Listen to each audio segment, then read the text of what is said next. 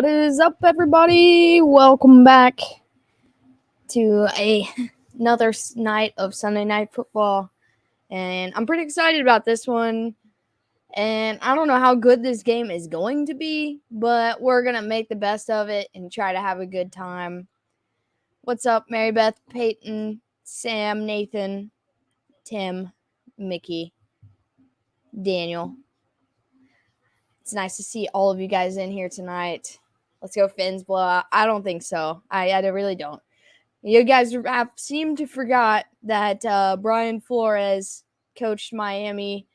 Then all of that drama went down, and now he's coaching the Steelers defense. So I'm not going to say blowout, but if the Dolphins are going to win, then, let's go Dolphins. Hail to the Chiefs. Let's go, Daniel. Absolutely. Big win today. Shebley. We're going to have fun tonight either way. Steelers win, a Miami win, tie, whatever it is, we're going to have fun. But I think this Steelers defense is going to play really tough to this Miami offense. Russ told his lady to stay out the house. He knew best of all time was coming to town. Zach Wilson's in the house after getting a big dub, putting the Broncos in fourth place of the division. Cheers to that. We're gonna have fun though. I'm excited. I kind of wish the Chiefs-Niners game was the 4 o'clock or the 8 o'clock game, the prime time. But I'm glad I got to just sit and watch it instead of being in here. I was at work for half of it, so I did not like that. But I'm glad that I'll get to do a game with no worries, and I get to just hang out and enjoy it with you guys. Mickey says, how about those Chiefs? Let's go. Tyreek Hill, who? Cowboys defense coming 28 points today. I saw that the Titans defense put up 20. I told your dad we have 2 foot snow here in Montana. That sounds horrible. It was almost 80 degrees today here. And I know I'm in a hoodie, but hoodie just looks better with his jersey than what I was wearing. And it's comfy. It definitely started me cool. Yeah, but you can have all the snow you want. We either get really bad snow or we get no snow at all in Kentucky/Indiana area. Do you think Dennis Allen should be fired as a Saints head coach? I don't think he should be fired, no. I didn't know how to feel about him being hired as a head coach. Like, I loved him as the DC, but Tom Brady's so washed. There we go, right there. But all of the nice comments from you guys, I do see them, and I do appreciate you guys. And, I have it makes me happy that you guys enjoy hanging out with me and, spending all this time with me. You had to work during the bad parts of the game. You get off, watch the game, and they smash it. Thanks, Alex. You're the best. Oh, I saw it. I didn't get to sit and just watch the game, but I saw the bad parts. And the muffed punt I heard on the radio driving home while I was trying to listen to Dad's stream as well. I sent you a video of how Rodgers been treating his wide receiver core. I got a message from you. New York is living. The Jets are 5-2. But, yeah, let's check that out in a little bit, Nathan, because I saw you message me. I was like, it's got to be something good. Yeah, it was a rocky start to the game, but, that's the Chiefs' favorite thing. They like to start slow and end fast. Jets and Giants, the story of the year, the NFL season. The Jets, I absolutely love this team right now, but Breece Hall does have an ACL injury. They do not know how severe it is, if it's torn or whatnot. I'm hoping, it's not as bad as they think, but that's going to be, a big thing to watch because he has blossomed with this offense. The Bills to the Super Bowl this year, I don't know. Yeah, Hall is huge, and I hate to see it, man. I've been dying. I always like a good laugh. Every time I have all of my little scoreboard things, Dad deletes them. So I'm gonna make a folder so he'll stop deleting them.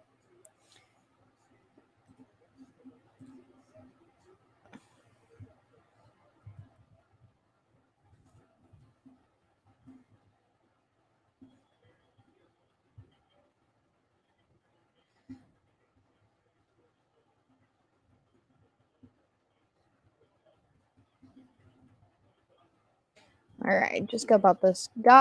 Just about got this up. All right, there is that.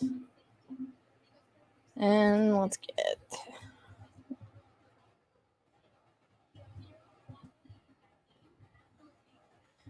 I do not know exactly. Tua is starting in this game. He is playing, but I don't know how much better he is. Head injuries are no joke. And I'm hoping that he actually is back to 100% because that's really scary, and a bad hit could really be bad on him. And so I don't know. Are those the only 472 Dolphins players still alive? I saw them showing that, but I did not realize it. Yeah, it's crazy to see Tua playing, honestly. Chargers low-key overrated after today, like always. Or how about the Seahawks are just underrated? Oh, they brought out the Hall of Famers. Okay, so I don't have the sound up very loud, so I can't hear it all too well.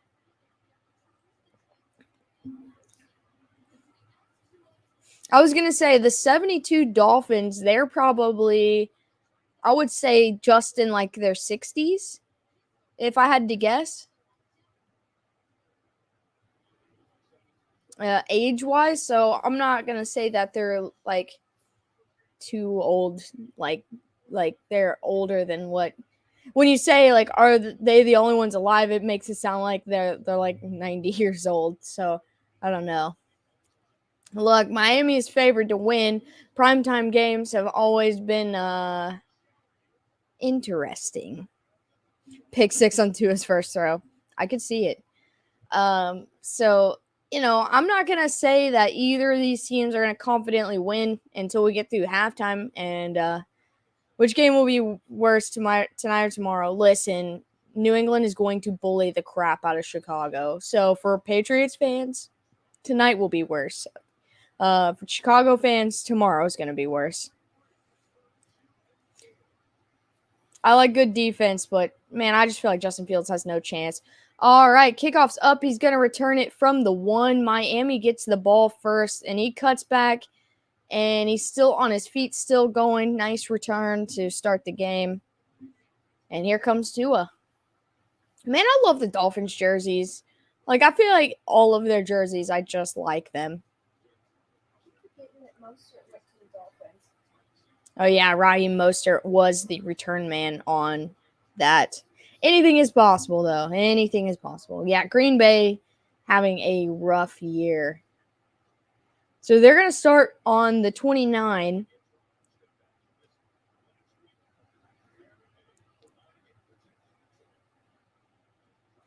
All right, 14:53 after the return, 1st and 10. And there is going to be a flag before we get the first play of the game. It's going to be a false start for the Dolphins. They're going to move back to the 24. Rodgers and Brady need to retire. Rodgers is still at an acceptable age. That it's okay if he wants to keep playing, and it's okay if he wants to retire. Brady, definitely needs to start considering. Miami cheerleaders got heat. All right, 1st down and 15 now from the 24-yard line. I feel like Tua's nervous, and he's got every right to be, but I don't know, man. 1st and 10, he checks it down or tries to throw a wide receiver screen to Tyreek Hill, and he's going to go down with a loss of a couple yards.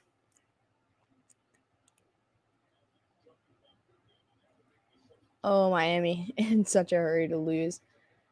Wait, why does everyone keep saying 4? I missed a comment.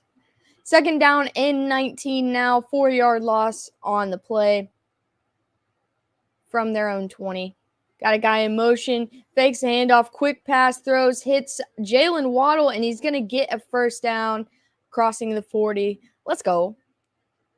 Oh, sacks on Tua. Okay, that's what you guys are saying 4 about. Okay. Oh, poor guy. It's still never, like, since Tua's the only one, I still have a very hard time. Like, it just messes my brain watching a left-handed QB's throw. Waddle runs in slow-mo. I love Jalen Waddle. First down and 10, throws, checks, or hits Tyreek Hill across the middle for another first down. Big gain right there. So Miami, I think that is their key to success in this game, is to move quickly. Pittsburgh's key to success is just move the ball at all, which Kenny Pickett's done a better job. And after getting benched, if Mitch Trubisky plays, he's got, I feel like, a little bit more motivation. I'm glad I didn't put money down on the pick 6. What's up, TJ? Brady needs to retire. Oh, I agree. Joe Burrow's a beast. He's getting better. He is getting better every game. First and 10, a slight little toss to Tyreek Hill. He's going to get 9 on the catch. Second and short coming up. Competing for the best home seat in the retirement home. Need Tua and Tyreek to get 38 to win this week. I just need Waddle to get whatever he was projected. So, and I should win. And I'm okay with that. Second down and 1. Hands it off. First run of the game to Mostert. And I don't think he got back to the line of scrimmage. So third down coming up. Tyreek Hill faster than Waddle. Yeah, but Waddle is less toxic than Tyreek Hill. And he dances like a penguin in the end zone. Like, how do you compete with that? Oh, Waddle is faster than Hill. Okay. So yeah, I didn't really know. I was just going along with that because that's what they said. So I didn't really know. Yeah, these look like throwbacks. And they got the throwback end zone. Either way, I like Waddle. I was hoping the Chiefs got Waddle in the Tyreek Hill trade package because I love that guy. Miami's going to burn their first time out here. There's 11:58 left in the first quarter. That Chiefs game took it out of me. Yeah, I just ate my dinner, so I'm getting a little bit of burst of energy now. But, yeah. Yes, they do. Yeah, so it is the throwback jerseys. I thought so. They got the end zones, so I figured those were there. I feel like the darker teal is the older jerseys, and the like lighter blue is the newer ones. Why a Penguin in Florida in the first place? Because that's where he got drafted. He didn't have a choice. They're clean because the game just started. That's true. That is true. Every team in the NFC South has a losing record. That's hilarious. First and 10, quick throw, hits Mike Gesicki. He's going to get another first down and take them inside the 15. The finish to the Giants game left me emotionally depleted for the rest of the day. That was a close game, man. Because SeaWorld is in Florida. You make a fair point. What's up, Dave? First down and 10. They're going to hand it off to Mostert. He's going to cut. He's going to get down inside the 10. And it's going to be second and short coming up. Are there currently any female assistant coaches in the NFL? There was. The girl that was with San Francisco had come to the Chiefs, but I don't know where she is now. And I think there is one other one that I was aware of, but I don't remember which team she was on to begin with. I'd have to look it up. Second down and 3 inside the 10. Quick pass from Tua. Target was Mike Gesicki, and the pass is going to be broken up in the end zone. Well, our head coach has some female tendencies.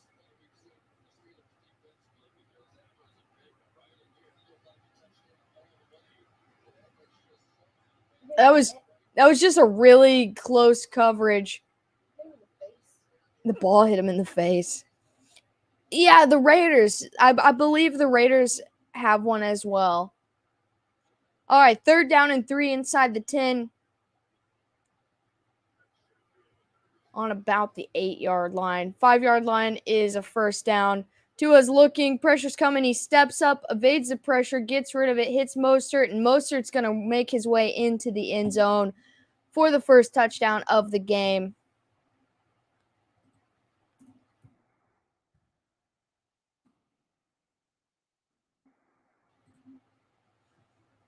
And the crowd's going crazy, getting loud now. Very calm and collective Tua right there to step up with hands swiping at his face, deliver the ball. Mustard tutty. It hit his helmet. He has slow reaction. Now they're on to kick the extra point. Kick is up, and it is going to be good. 7-0. Miami leads. 10:45 left in the first quarter. Yeah, Katie, that was who I was thinking of. I didn't know if she was still with the Chiefs or not, so that's why I wasn't sure. Who would have predicted the Giants, Jets, and Hawks would be racking up wins while the Bucks and Packs keep laying eggs? You know what? I knew that Tampa Bay would regress a little bit. I didn't think they were going to regress to any kind of losing record. So it was a surprise, but not a big surprise. And the Packers, I knew that they would regress, but I figured they would adjust because our team, other than Adams being gone, isn't all that different. So I'm having a bigger shock with Green Bay than I am with Tampa. Now, I don't know why they thought going and getting Sammy Watkins was going to fix their problems because he's only good for about 4 games a year. Listen, I love Sammy. I'm a big Sammy supporter, but he's not the guy to, replace Devontae Adams with and expect to be your guy set for 16 weeks or 17 weeks. Tua's tiny hard hat needs protections. There's 8 women assistant coaches in the NFL. What's your favorite pro football rivalry? Manning and Brady. I used to love that. When I was a kid, Manning was my guy, and that was like the biggest thing ever. I mean, most of the wins came at home. Not very often did the teams upset each other on the road. I love it. Obviously, now it's Mahomes and Josh Allen, but my whole life. I also just like the Pittsburgh and the Cincinnati rivalry. I love it because Cincinnati's bad for all these years, but Pittsburgh comes and acts so heinous no matter what, whether they were good or bad. And Cincinnati was just down for such a long time. But now that they're good and Pittsburgh fans don't know how to act, and I think it's hilarious. Yeah, I mean, my favorite obviously is the Chiefs versus Bills. The division, I mean, the Chiefs versus Chargers is coming to fruition to be a good one because all of them are going, toe-to-toe matchups for the most part. The Raiders used to be a really big one, but they fell off as the Chiefs were going up. And so I think the Raiders are starting to come back together as a better team. So I feel like that rivalry is going to be a lot more interesting. Why do people say the Bengals are such dirty players? I know they used to be, but that's because half of their team was just criminals. Like I don't like to say it that way, but it was just true for a long time. I don't know so much now. Kickoff's up and it's going to be a touchback. Kenny Pickett is taking the field. All 8 women assistant coaches need to go to Tampa to help Brady. What? Raiders, Denver. Always see. I don't consider it a rivalry if it's one-sided, and that's why like I can call the Chiefs and Bills. Like the Chiefs have beat them in the playoffs every time, but in the regular season they swap wins every now and then. 1st and 10, handed off to Najee Harris. He's going to get about he pushed forward, so he's going to get about 4 yards on the carry. They need to go to Cleveland. Oh, Watson. Oh.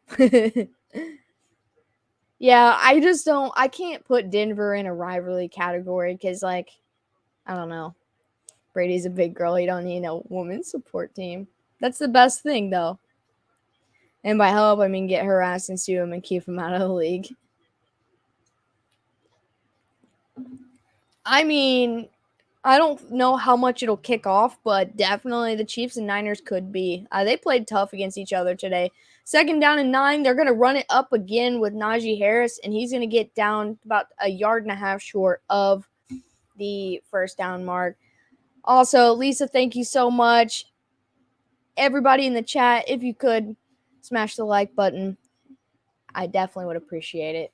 3rd down and 3 coming up. Pickett's going to throw. He's looking. He goes up deep down the sideline, overthrows his guy, Deontay Johnson, and they're going to go 3 and out on their first drive.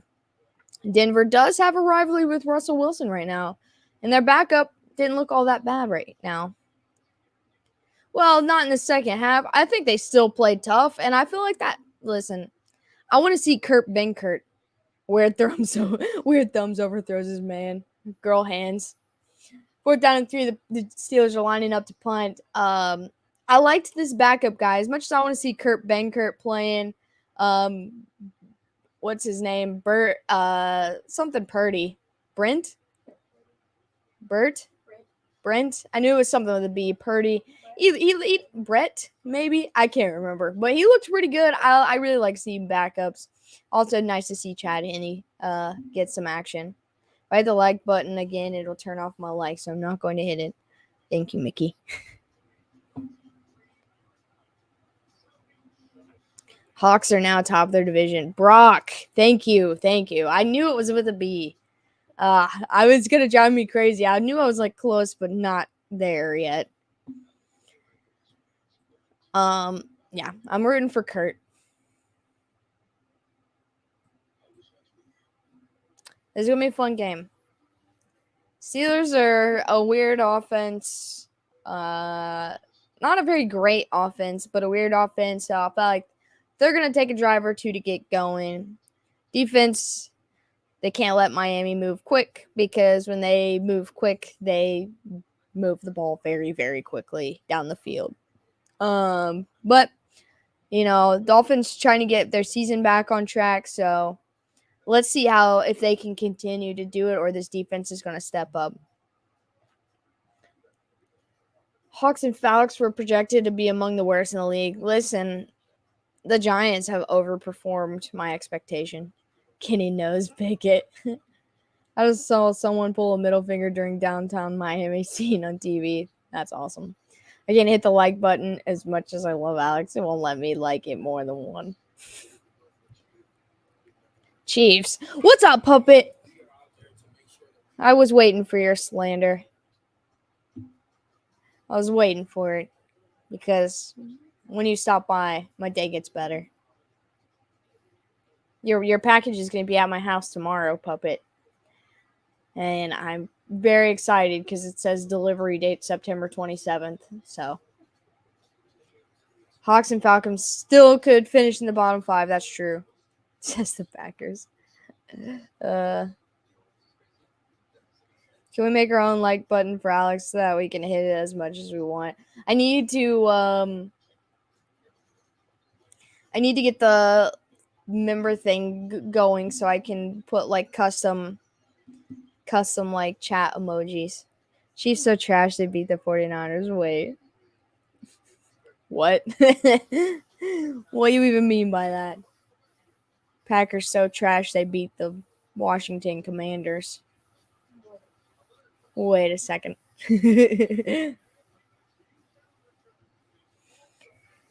Yeah, definitely. I mean, Cleveland's still showing fight, but they're slipping away.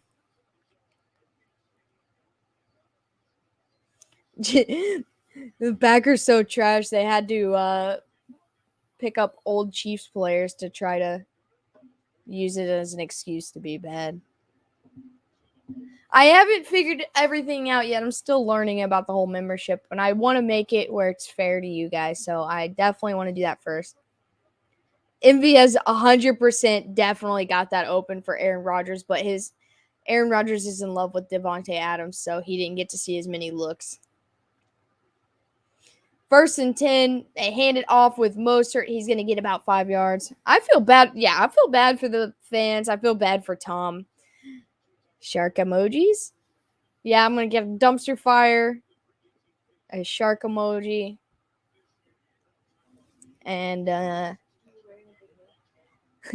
yeah, I'll make an emoji of me wearing a beanie because you guys bully me when I do not have a beanie on. And if you guys say that's not true, you're lying. Because every time my head is not covered, I hear it within 3 minutes of the stream starting.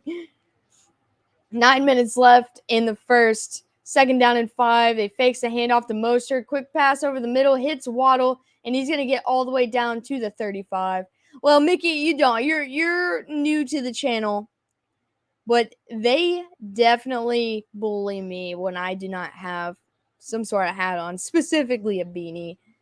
Don't let them lie. Rodgers said last week that they needed to simplify things to get right. Now he wants a complex challenge like the Bills is what they need. Nice. Okay, not you, Tim. Not you, but a lot of you guys. McDaniels looks out of place. I feel like McDaniels is scared for Tua, honestly, and he has the right to be. 1st down and 10, hands it off to Mostert, and he's going to get a hole, but he gets tripped up. He's going to get a 1st down. Well, thank you, Mickey. When do I do that? I always talk to you. Yeah, okay. Look, not all of you, but some of you. Puppet bullies me when I don't have a beanie on.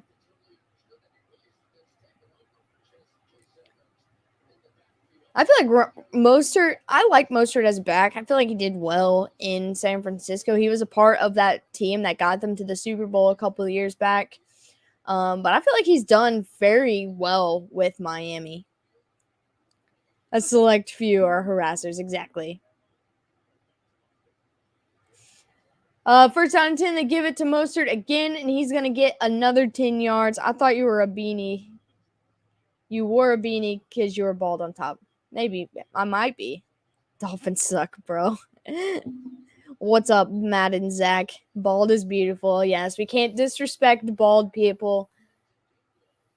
We got to show some love. Love to Dave. Can I put Shane in timeout? Hey, you can put him in timeout, but there's no telling what he'll do back to your channel.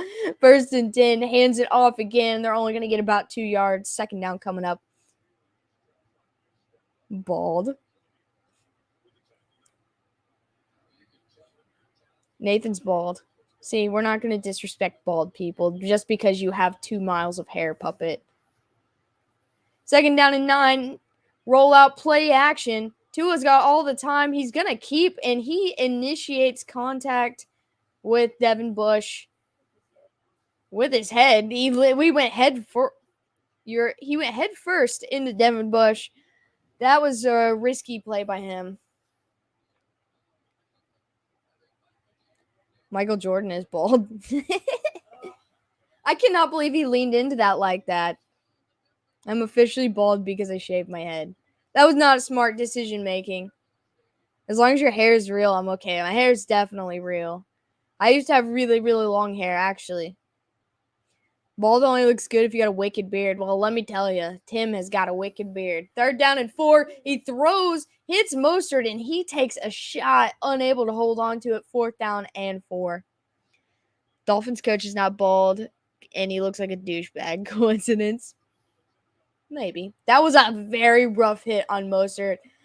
And yeah, he just got sandwiched. And the ball got dislodged with the shoulder. Dude, yeah, Mostert's getting it up. The Daboll look. You know what? I don't even know what started. Oh, because someone said that they thought I wore a beanie because I was bald on the top. So a 24-yard field goal attempt for the Dolphins is up, and it is good. 10-0. Miami leads with 5:32 left in the first quarter.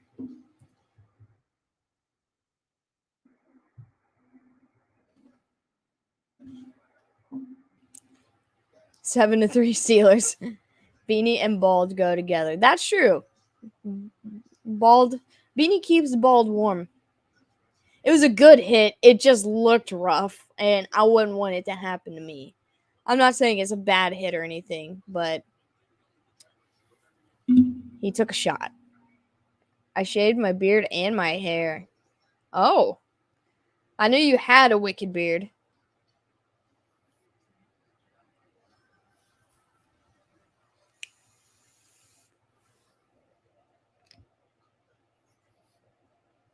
The whole last game was spent talking about exotic food, and now we're talking about bald heads. There should be a TV show, Beanie and the Bald.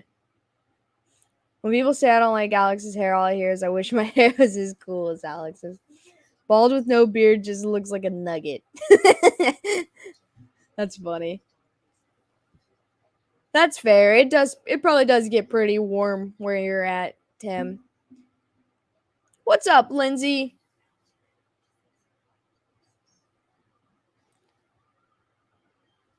Mine is smooth and smells like lotion. When I think of bald people, literally the first person I think of every single time is The Rock.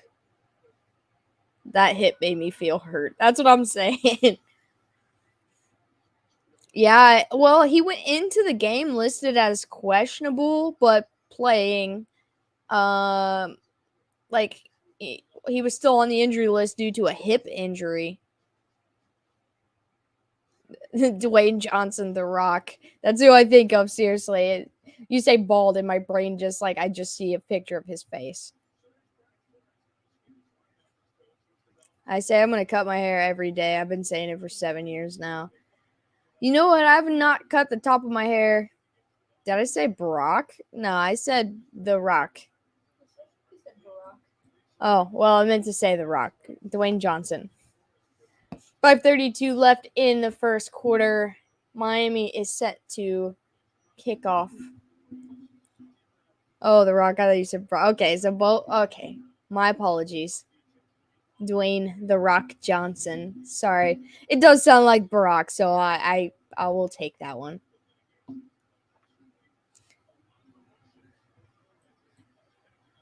It's weird seeing Flores up in a booth, like calling plays or whatever, and not on the sideline. But he probably would get bullied on the sideline by this Miami team, so that's fair. Obama has hair, though.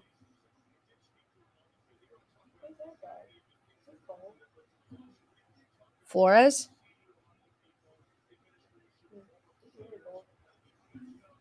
Obama. All right, so the kick is going to be a touchback. They're talking about Brian Flores right now, so I guess that's why it's been a delay. 1st and 10 now from the 25. Najee lined up in the backfield. They're going to fake the handoff to him. Pickett's going to roll right. He's going to hit Pat Freiermuth, and he's going to get about 7 yards on the reception. He just kept his hair cut nicely. Exactly. It was not bald. He was just short. 2nd down and short coming up. Love bald babies.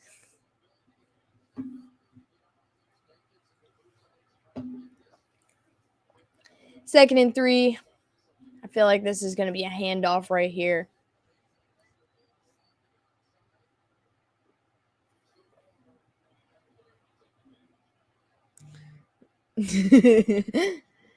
No, Kenny loads up deep down the sideline. He's tripped, and it's going to be intercepted. I don't see a flag on the play, and he's going to go down just shy of the 50-yard line.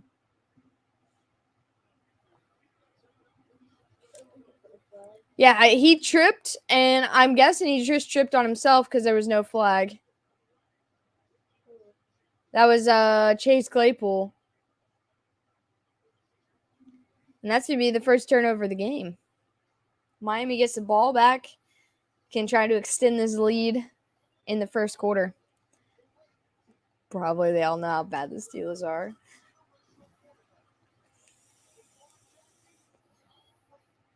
Look at a photo from you 8 years ago. Chase Claypool tripped his way to Green Bay. I mean, he might be a Packer soon. You gotta look out.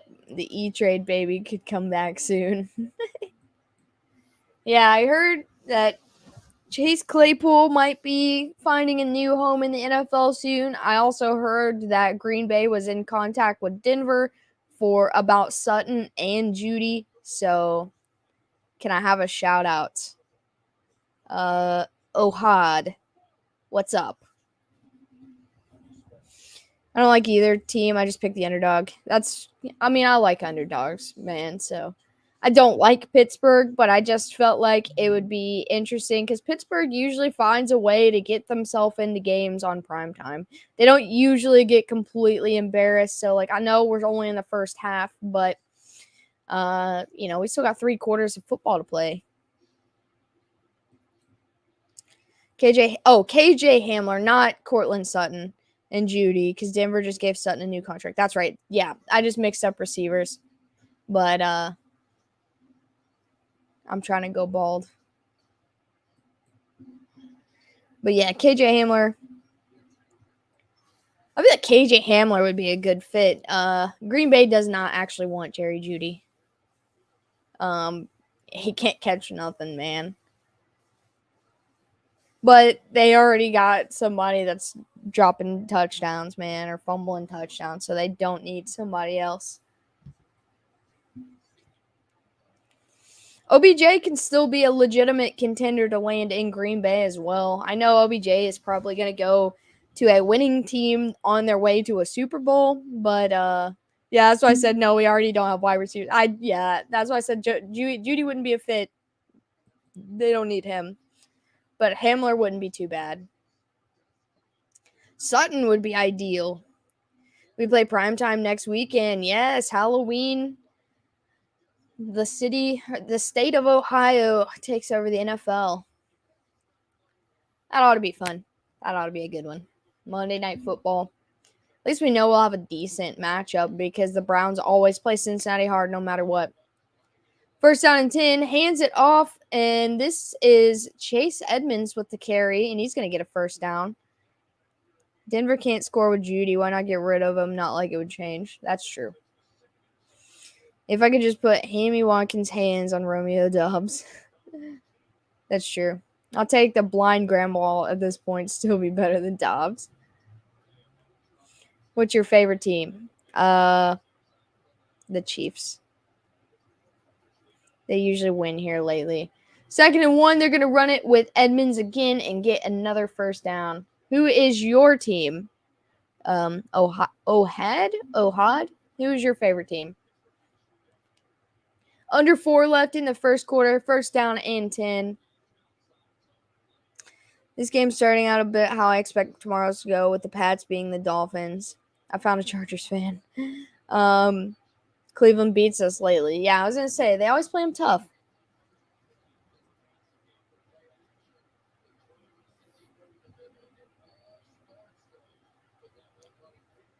All right, first down and 10. Tua's looking, has time, throws over the middle, throws it up. Waddle gets some serious error, but comes down with the ball, unable to get more yards. But San Diego Stoner. Where Dave, I don't see him. Sam, I also like the Chiefs. Heck yeah, man. I do not like the Chargers. I like the Chargers. I like Justin Herbert. And I like some Chargers players, but Waddle is getting some nice touches. I like when they spread the ball out because they've got a lot of options on this team. Outside of Hill and Waddle, they've got a lot of guys. 1st and 10, pressure was coming fast. I think Tua was hit as he threw it. It's going to be incomplete towards the left sideline.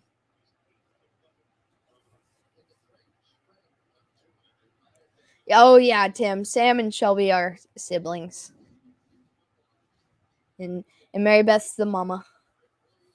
She's the mama bear.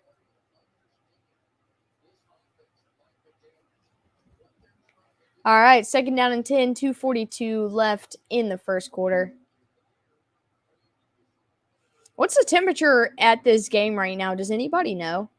We're basically the same person. That's pretty close to accurate. Oh, for our 2nd and 10, Tua targets Tyreek Hill. It's a little bit behind him, and it's nearly picked off. And then Peyton is the nephew of Sam and Shelby. So this game was picked for Sunday night. Think paint dries faster. Upper 70s. I was gonna say they showed like a close up, and I know Tua's nervous, but he is like sweating hardcore, man.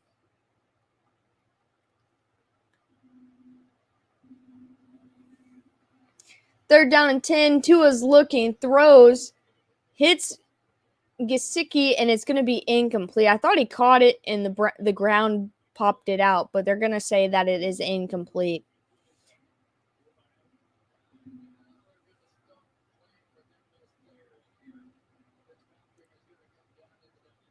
Yeah, that was okay, so that was definitely incomplete. It slid out of his hands. I thought he kind of just like fell on it and then it popped out. So they're going to attempt a 41. It's like 110 at the Pittsburgh sideline. They're going to attempt a 41-yard field goal attempt here to extend their lead to 13. Their kicker has been perfect with inside the 50-yard line this season, is what they said. Dolphins go up 13-0. And don't forget, I'm my own grandpa. Yes.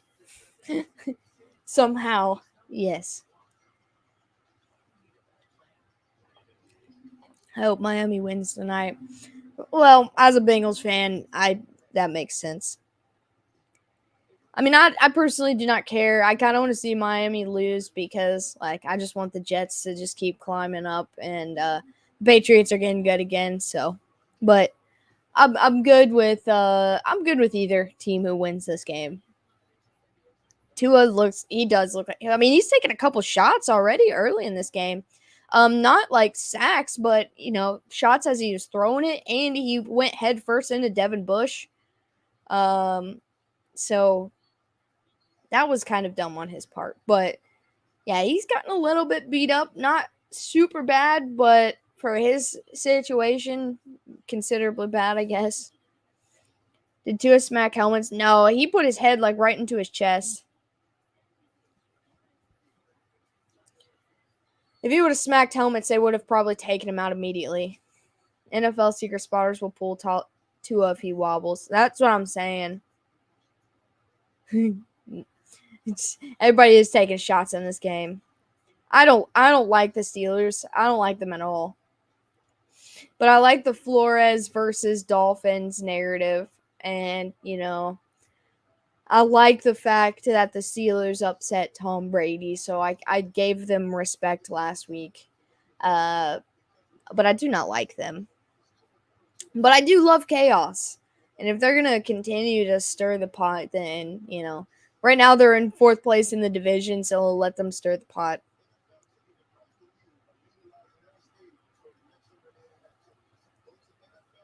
No, I'm right there with him. He raised me. I grew up in a Cincinnati household. One of the first things I think my dad ever told me is, no matter what you do in life, you hate the Steelers, and so I've lived by that.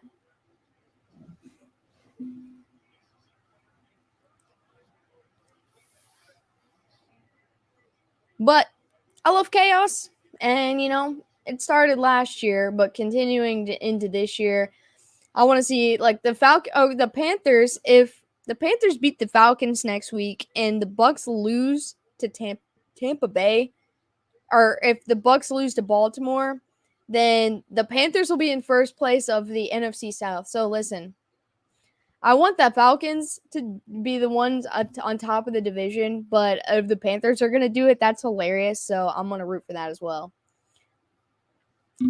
All right, kickoff is up, and there's going to be no return. It's going to be on the 25-yard line where Kenny Pickett will start his 3rd drive. Ugly interception on the last drive.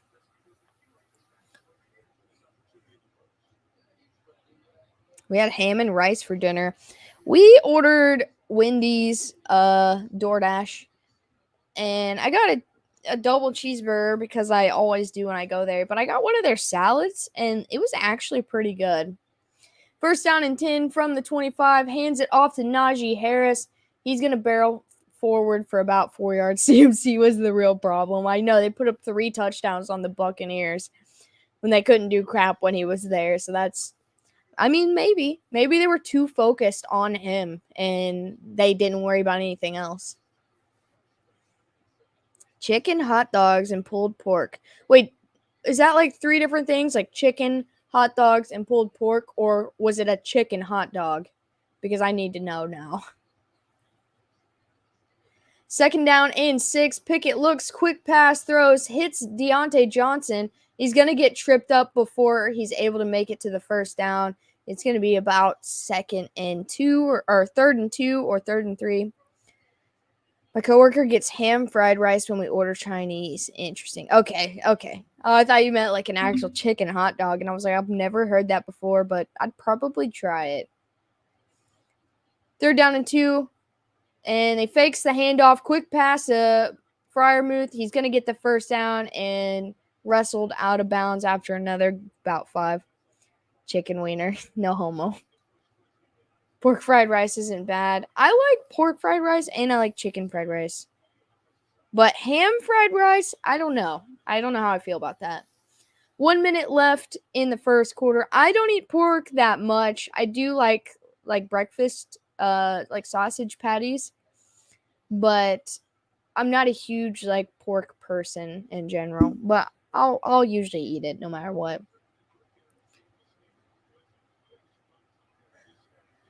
First and 10, hands it off to Deontay Johnson. He's going to get a couple yards. 2nd and long coming up. I'll eat chicken fried rice. Yeah, I'll eat some chicken fried rice every day. I'm going to make some pretzels after the quarter. Pretzels are good. All right, Dave. I don't hate bacon, but I don't love it as much as I did when I was a child. I hated the Muppet singing costume. 2nd down and 7. Hands it off up the middle. He's going to get a couple yards. But Dad has these like sausage strips. And it's like sausage, but it's cut like bacon. Now that was pretty good. And that's going to be the end of the first quarter. Well, it has not been a dull first quarter. We got 13 points in 1 quarter, so we're so far for prime time we're doing all right. It's all been lopsided so far, so maybe not an exciting game, but we got 13 points in the first quarter. We can't be mad about that. I prefer sausage to bacon any day of the week. They put a Muppet inside of a costume. No, they're saying I don't want another one.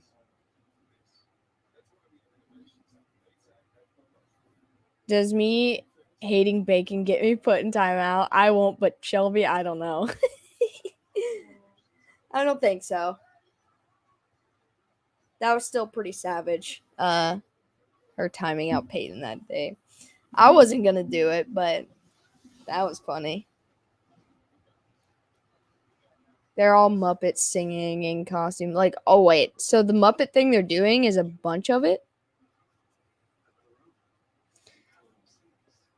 Yeah, they had Kermit the Frog in a costume singing. That I was actually like, out of all the episodes of Masked Singer I watched, I don't think any of them made me more mad than that one.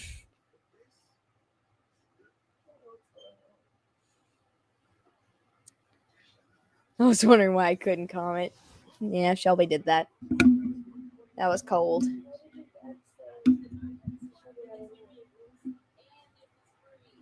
Because Peyton asked if, he said, does me hating bacon get me put in timeout? But I didn't like a costume in a costume. Yeah, see, I didn't like any of that. That was just, I was so mad about it. Yankees getting swept.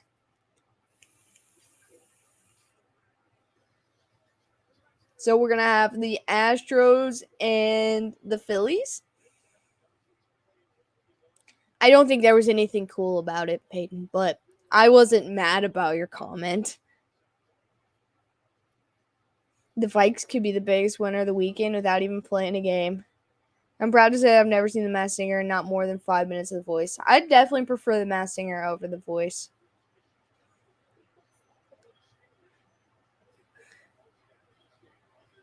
All right, 3rd down and 4. Pickett's looking. He steps up in the pocket. He keeps, and he dives forward, but he's going to be just short of a first down. I feel like this Pittsburgh offense is going to go for it. It's going to be pretty short. Liam Michelle can't read. All right, 4th and 1. They're going to keep. I figured it was going to be a QB sneak, but they hand it off up the middle. He's going to barrel forward and get about 3 yards. That is number 30, Warren. What is going on with this chat? Listen, I never know. I just feel like, I don't know. Can Kermit the Frog read? No, but apparently he can sing. Off the rails. Jalen Warren. Okay, that's his name. He was an undrafted free agent. Averaging 4.5 yards a carry is not too bad of a stat, though. 1st down and 10. They are in Miami territory. Pickett looks, dumps it down to Najee. He's going to spin out of a tackle and push forward for another 1st down. This Pittsburgh offense is finding a way to move the football now. They're crossed into Miami territory, so they went from the best offense in the league to the worst. Yeah, I really thought DeAndre Swift was going to get to play in this game today, but he did not. So, but I knew that this Dallas matchup, it was going to be ugly. So, like, if they had played anybody else, they might have had a better chance. But I knew that they could not win this game today. But they did keep Dallas in check for the first half of the game. 1st down and 10 from the Miami 35. They hand it off to Harris. He jumps over a defender, and he's able to get about 4 yards. To about the 31. Lions are just doing Lions yet. Yeah, Swift is not cleared yet. I thought he was going to be based on what they projected when they were holding him out. Because I don't think they put him on the IR. They were just holding him out, trying to get through the bye and stuff. I knew you were chill when he walked in. But hopefully he'll be back next week because he was very effective in the first 2 weeks when he was playing. Or 3 weeks, whatever it was. Trailer Swift, a.k.a. Jewel. 2nd down and 7. They're going to fake the handoff, roll right, and he's going to dump it down to Chase Claypool. He's going to get a couple yards before pushed out of bounds. Texas D did collapse in the 4th quarter. Raiders needed that win. Listen, I'm going to say Houston needs every win they get, but they know that this is just – they're just going through the motions, getting through the season. They're going to be in rebuild for a while. I do not like Chase Claypool, no, Peyton. Yeah, Dallas scored 14 points in the last 4 minutes of the game. So, the Lions kept them in check for 80% of the game and 85% of the game. 3rd down and 3, under 12 left of the half. He's going to throw. He's going to overthrow his guy, Deontay Johnson. It's going to be 4th and 3. And now Pittsburgh's coming off the field. I think I'm going to skip that one, Shelby. Yeah, Claypool is a punk. Is there any popular male guy that Taylor Swift has not dated and wrote a song about? All right, it's going to be a 45-yard field goal attempt for the Steelers. The kick is up, and it is going to be good. They cut the Miami lead to 10 points. Oops. It still says 1st quarter. Let's fix that.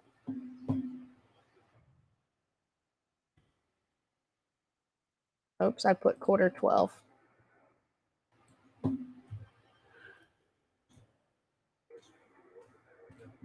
Right, here we go. Payne said no. That's what I'm saying. Yeah, see, that's what Crafty. That's the point I'm making. Is like I didn't think 12 quarter 12. That would be the longest game of my life. That's what it's like watching college football in overtime. Okay, let's be real. But I wish the NFL did that. If they're not gonna just be like, you win it, you don't, you don't. But I don't like ties. Play till somebody wins. Like, come on. But back to Crafty. So yeah, the Lions were up 6-3 partway through the third quarter. It was a very tight game, but that defense is so bad, and they can only hold on for so long before Dallas moved the ball. Hector's running 3 Honda Civics with spoon engines.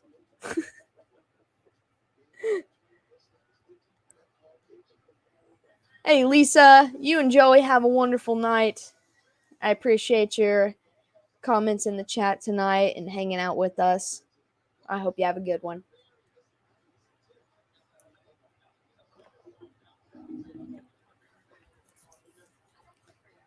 I believe Dallas touchdowns were all set up by Lions turnovers. Yeah. I mean, Jared Goff had like a total of maybe 3 fantasy points today, so I know that he did not have a good outing. Plus, the Dallas defense is legitimate. We cannot forget about that.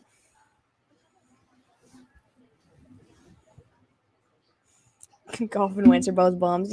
Taylor Heineke is the GOAT, and, I was real excited for him to get another year. Look, I know he didn't have the best year last year, but it's hard to be good in Washington.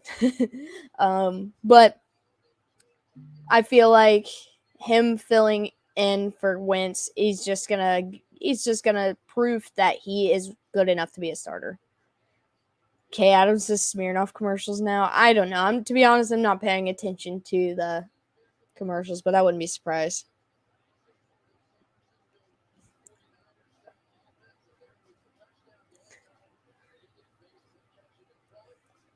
Vernon Davis is a bum. Oh, which fan base is the worst? I know Bears fans tend to be whiny and entitled. Who are you comparing them to, or are you just asking me which fan base is the worst? Because Tom Brady fan bases, the Cowboys, and the Steelers. I think that's the best 3 answers.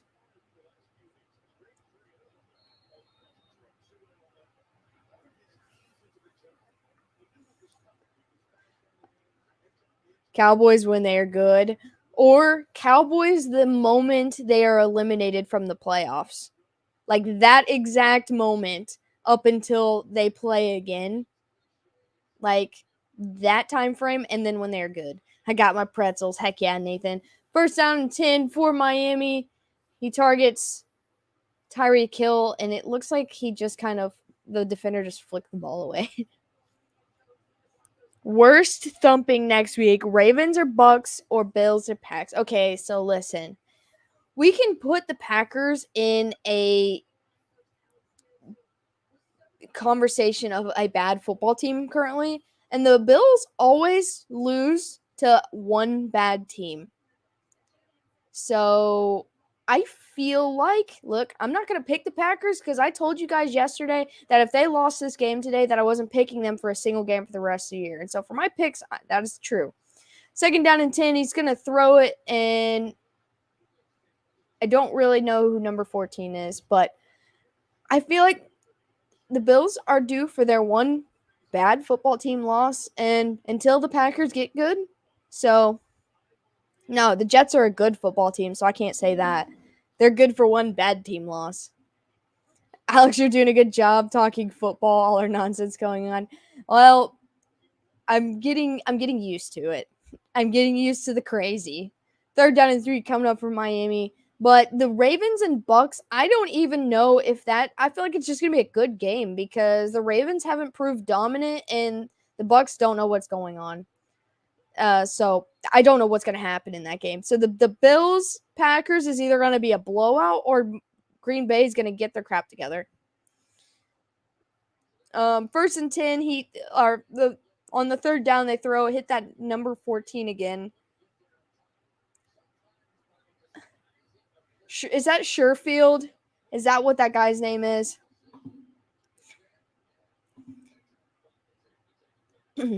Jets, that'll be their loss. Yes, the Jets will beat the Bills once this year. I'm speaking from experience growing up in Chicago. I agree Dallas fans are pretty whiny and delusional. All Dallas fans are delusional, winning or losing. First down and 10, they hand it off up the middle, and he's going to get about 3 yards. I got a box of pretzels from the store. Oh, okay. Panthers and Steelers made their Bucs games their own Super Bowl, and I'm completely fine with that.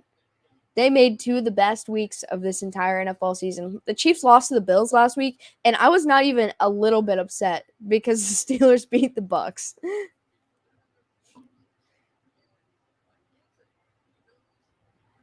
Miami Dolphins are the bomb. Second down and 7 from their own 40. Tua rolls out, quick pass over the middle, and he throws it a little bit in front of Tyreek, and it's going to be incomplete.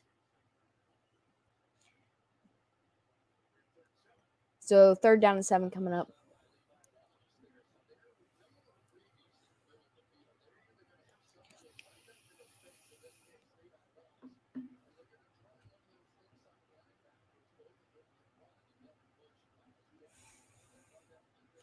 Oh, you guys are talking about Ben's pretzels.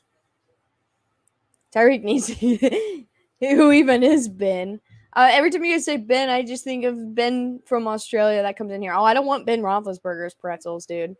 Third down and 7. No homo. I don't care what you say. I don't want those. He quick pass to Chase Edmonds. It's going to be incomplete. Fourth down and 7 coming up. 9:30 left in the half. Pittsburgh has 3 timeouts. Miami has 2 remaining. Finn's got the dropsies all of a sudden. It feels like Tua is throwing them, not every ball. If you don't like the pretzels, you'll fall into the bathroom. He's either throwing the ball right behind them or right in front of them, like just out of reach. Or he's putting a little bit too much zip on the ball. But listen, Tyreek Hill, I know all about his dropsies, okay? Because half of them in Kansas City turned into interceptions that they blamed on Patrick Mahomes. Punt is up, and he's not going to be able to return that. He'll be down at about the 13 or 14. Repezzles.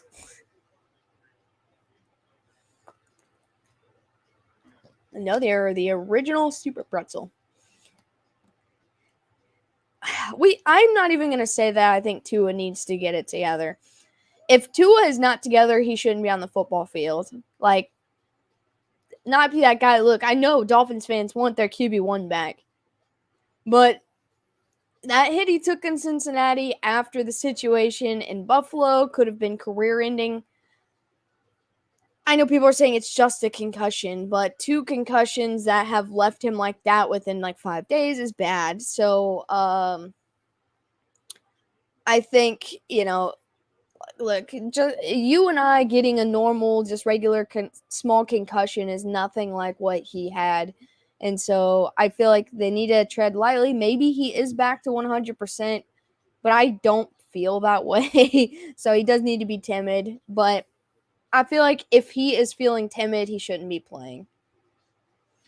Anytime I go to festivals, there's always I mostly go to music festivals for the most part, but there's always like a grill thing where people have like that barbarian sized like turkey legs and stuff. And so I like getting those.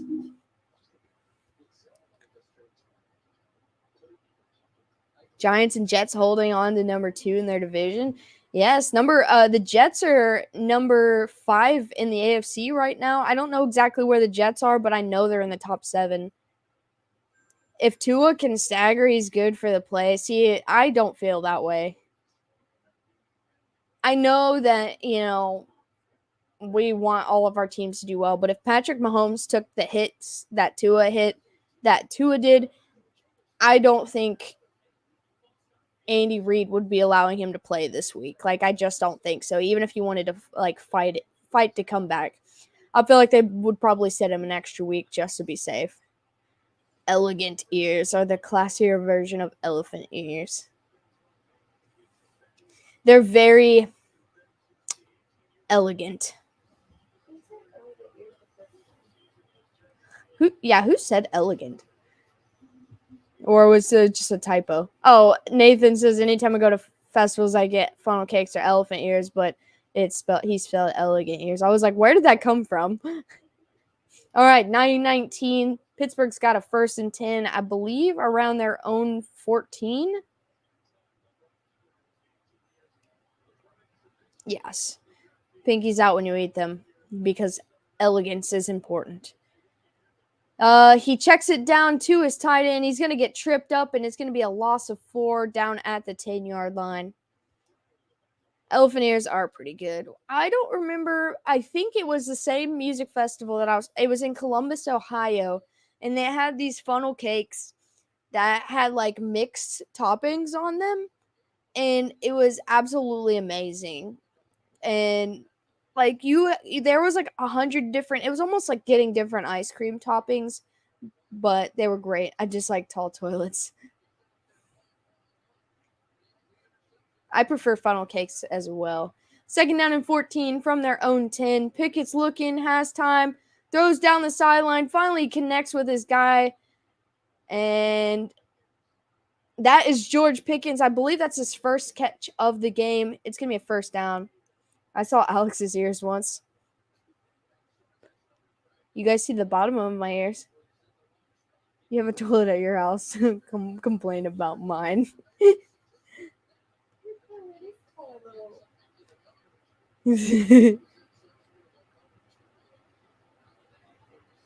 It's okay, Nathan. I wouldn't have even noticed you spelled it wrong, but everyone was talking about elegant ears, and I did not know what was going on. 8 minutes left in the half from the 40. Pickens looks, quick pass to Freiermuth, and he's going to get about 3 yards. Sam walks across the road to his toilet, just walks out the door.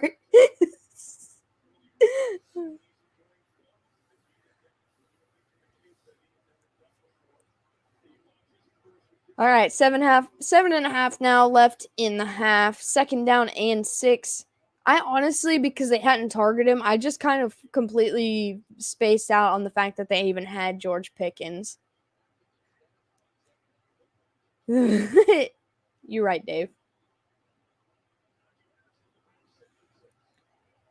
All right, quick handoff to Najee Harris. He's going to make a cut, and he's going to cut away about 4 of the 6 yards they need. 3rd down and short coming up. Pittsburgh is trying to make this a game right now. I need a stool to put my feet on. Imagine how I feel. I'm small. I actually prefer a tall toilet because, like, sitting that low to the ground is strange to me. The toilet we had in our last house was so tiny. I don't even know why. I didn't realize it for a long time. 3rd down and 2. Throws, hits Johnson, gets another 1st down. 6.5 minutes left. Do you want me to bring you one?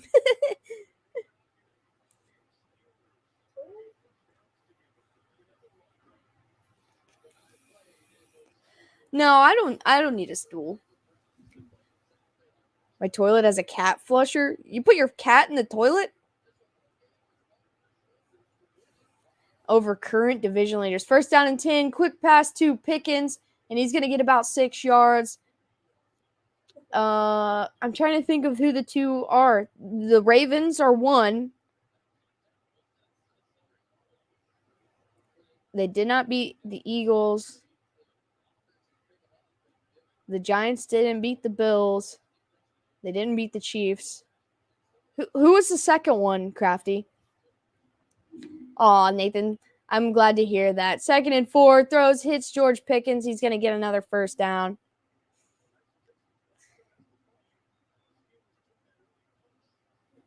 Titans, right. I forgot about that division.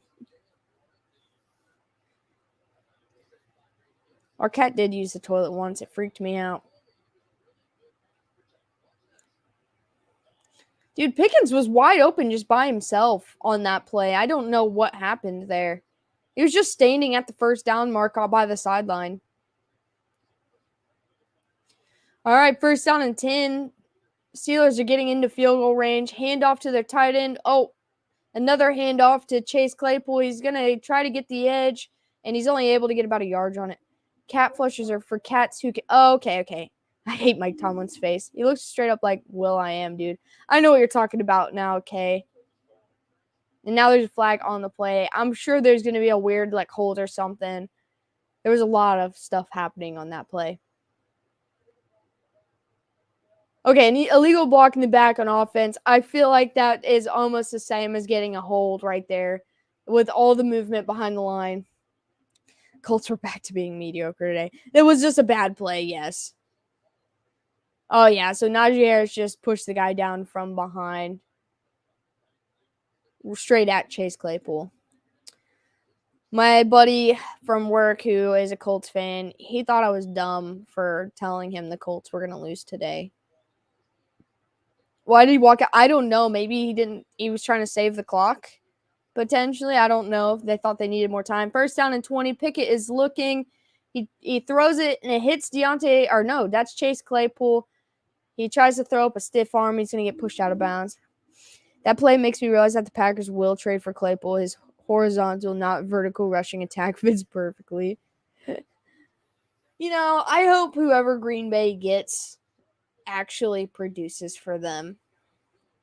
I know you're having trouble keeping receivers healthy. So what's the deal since, I do have a Packers fan in here, and I drafted this guy in my Dynasty League in like the 7th round or whatever because I didn't know who else to take.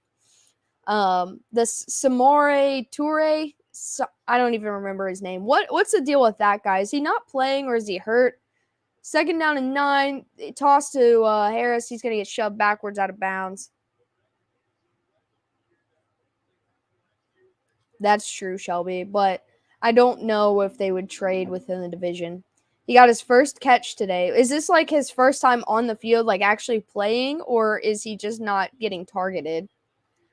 I believe DJ Moore is on. They're at least listening to offers for DJ Moore. He's just way down on the depth chart. Okay.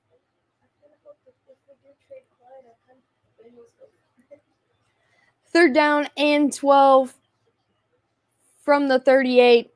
Pickens has time. He's flushed left. He's being chased. He's going to get a first down, and he's going to slide down at the 20.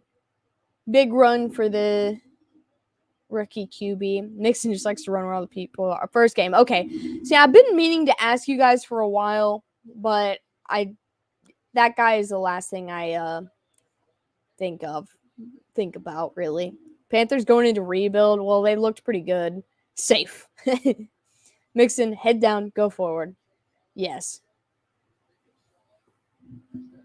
I kind of feel like they listed Isaiah Pacheco as RB1 for the Chiefs today, and I kind of feel like he might go on the trade block. I don't know if I said that during when Dad was streaming earlier. First down and 10, hands it off to Najee Harris. He's still on his feet, and he's able to get about 12 yards on the run straight ahead.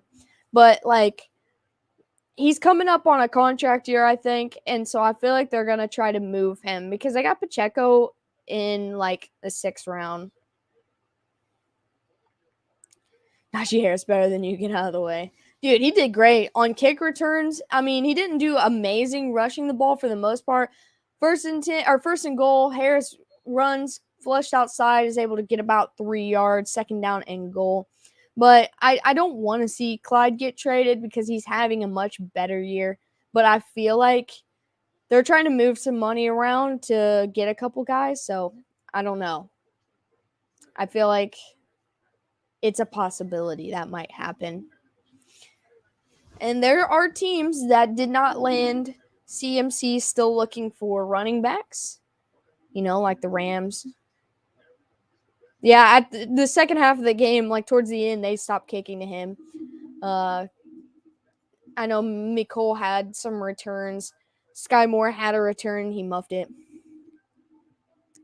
Did Heineke vindicate Rivera's it's the QB comment? I feel like yes. I feel like the answer is yes. Everyone knows Carson Wentz is a bum. And Heineke just kind of proved that. It doesn't matter who they were playing against. I feel like he was still going to do well. So, yes.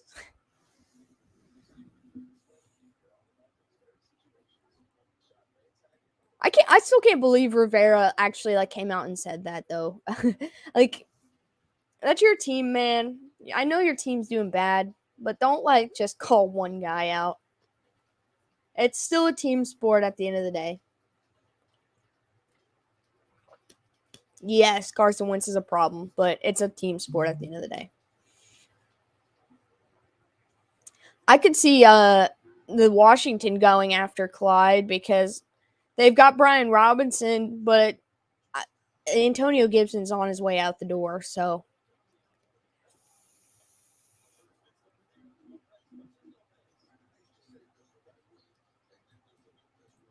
The Panthers are rebuilding their rebuild. Yeah, but they don't have to worry about Matt Rule anymore, so they don't really care what happens. And they won a football game today against a division rival and against Tom Brady. So, they're 0-4 against Tom Brady with the Bucs. So that was a big. Now they're 1-4. That's a big win.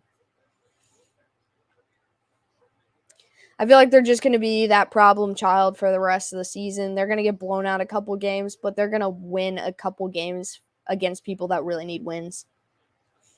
Does Pittsburgh go for it on fourth down situations? It depends on the situation, but they did earlier in the game, and then one other fourth downs they punted it. So I feel like it's definitely situational. Gibson to Buffalo, that makes sense to me, 100%. If they're going to even acknowledge their run game and try to go consistently. I think right here they might take a field goal out in fourth down unless they're on the 1. Second down and goal. Quick lob pass up to George Pickens, and he catches it in the end zone for a touchdown. Oh, yeah, Carolina by far. Speaking of Gibson, oh, yeah, I already read that. Pittsburgh just made this a one-score game. George Pickens, rookie to rookie, getting the touchdown.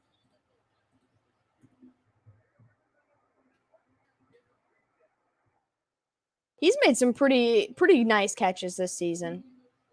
What was I gonna say? I don't remember. I got distracted.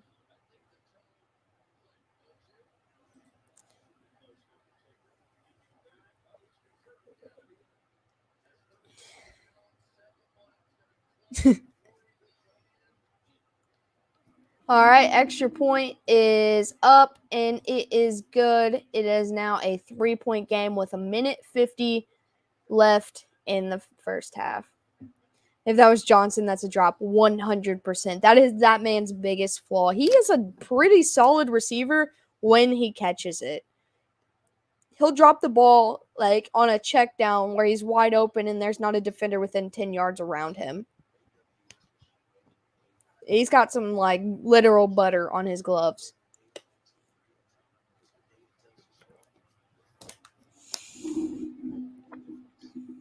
I just read something.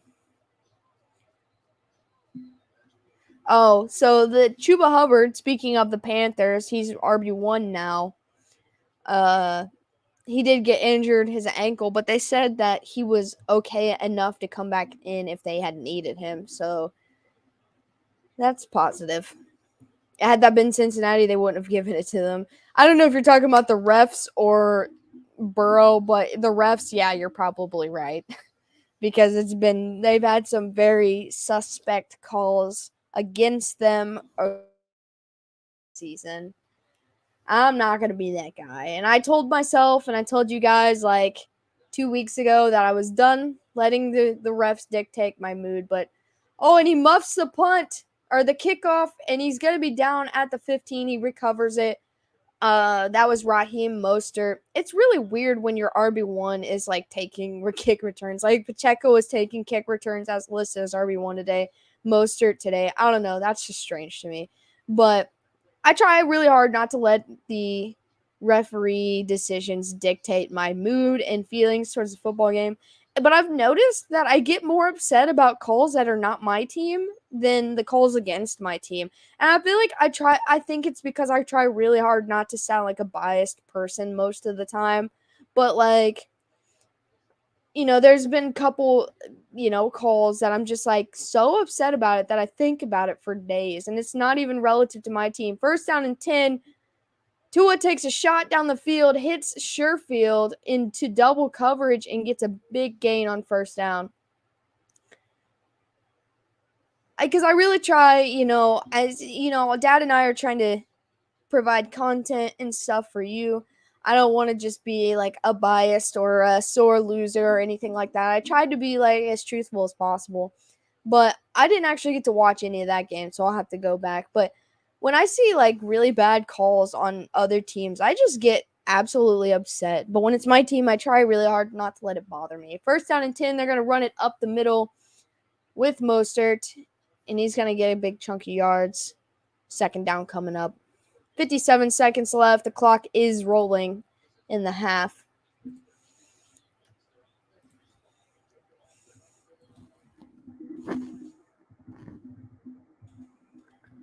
Second and 5. Tua keeps, and he's going to slide, but I feel like he slid short of the first down.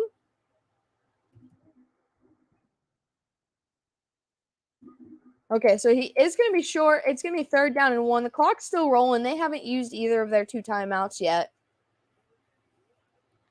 And now there's going to be a flag on the play as they try to run it up the middle. The clock stopped right now with 23 seconds. That's what I'm saying, Dave. Look, I know you want to save one in the chance that you have to like try to get a field goal or something, but they never did it. He pulled a Kyler Murray on that side. Yeah, he definitely looked like he was down short. And then now Miami's going to get hit with a false start. And so they're going to use one of their timeouts instead of the 10-second runoff on the false start. So third down and 6. Don't go in the middle of the field. That too. Tua not wanting to be out, but the lady on the other side, with the little lady on the other side. Outdone by the little lady on the other side. I got you. Third down and 6, just inside Pittsburgh territory. Tua sends it downfield, and he's got his guy. That is Tyreek Hill. And it looks like they're going to use their last time out here. The clock is stopped. So it looks like they're at least close to field goal range. On today's episode of Unsolved Mysteries, the disappearance of the 49ers defense. The offensive line for the Chiefs that had been disappointing me the last couple weeks played fairly solid in this game. Against the team with the number 1 sacks and the number 1 defense. So I'm happy with that. They did get a sack or 2 on Mahomes, which, listen, they're the number 1 team in that department for a reason. So it was bound to happen. But, Andrew Wiley's still a concern, but they did fairly well getting to the QB. But the secondary was a little sus. What's it say? Oh.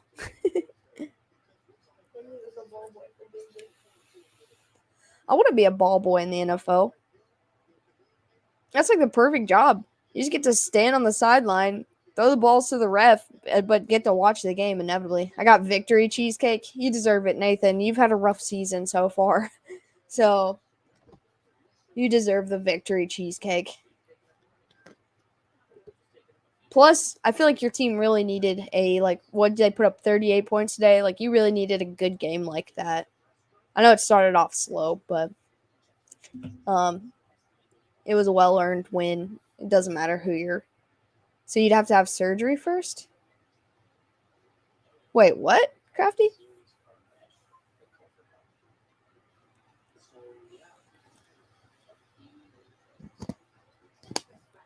Oh, because I said I wanted to be a ball boy. I get it now. That took me a second. I was just like, why would I have to have surgery? I'll be a ball girl. It don't matter. I just feel like it would be easier to get the job if I was a ball boy and not a ball girl. You'd make a great ball boy. Thank you. I'm a female who identifies as a ball boy. And it's 2022, so nobody can tell me different. It was a good earned win, Nathan. You would be a trailblazer. Okay, I'll take it. This like Toyota halftime like thing just says big days for Brady and Mahomes, Rodgers and Brady or Mahomes and Burrow, but Rodgers and Mahomes lose again or something like that. I'm like, these headlines are just tough. I identify as a toaster. What does that even mean? Alex has shattered the ball boy glass ceiling. I take that as a very high compliment, probably the biggest compliment I've ever received, so thank you. First down and 10, and Tua throws down the sideline, nearly picked off, but he couldn't hold on to it. It's going to be incomplete. Second down and 10. What is identifying as a toaster like?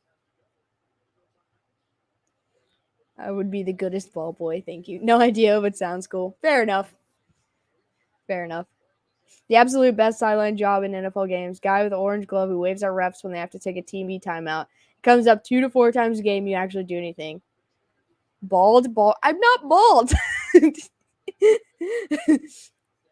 Why do you think I'm bald? Because my hair is like white. Second down and 10 from their own 20 or from the Steelers 28. And there is a flag. Hot and dry.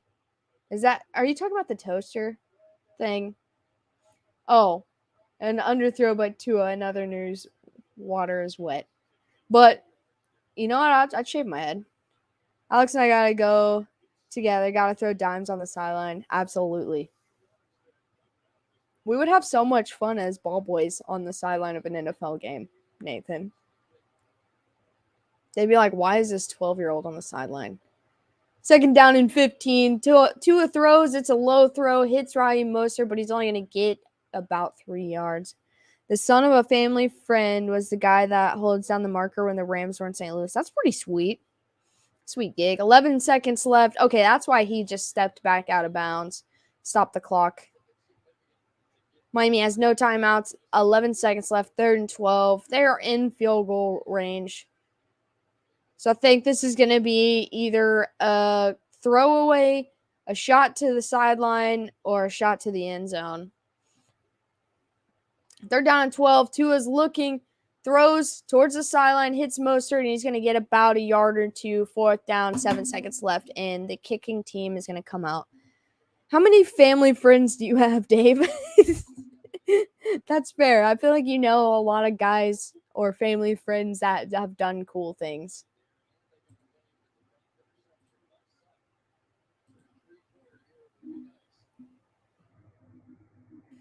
All right, the Miami's coming on to try to make this a 6-point game. It's going to be a 47-yard field goal attempt. Been perfect from 50 thus far. And he's going to remain perfect. There's 2 seconds on the clock left. But I'm going to put this up as halftime. If anybody scores in 2 seconds, then my bad. But I'm going to put this up as halftime. Mm-mm. I do know a lot of people. That's fair. There are a lot of friends in the family. That's true. Hair don't matter. It's about the heart. I'm bald, but I'm a jerk. I feel like that's allowed. Like, you're allowed to be a jerk if you don't have hair because your head's always cold. I'd be angry, too, if my head was always cold, but I always have a beanie on.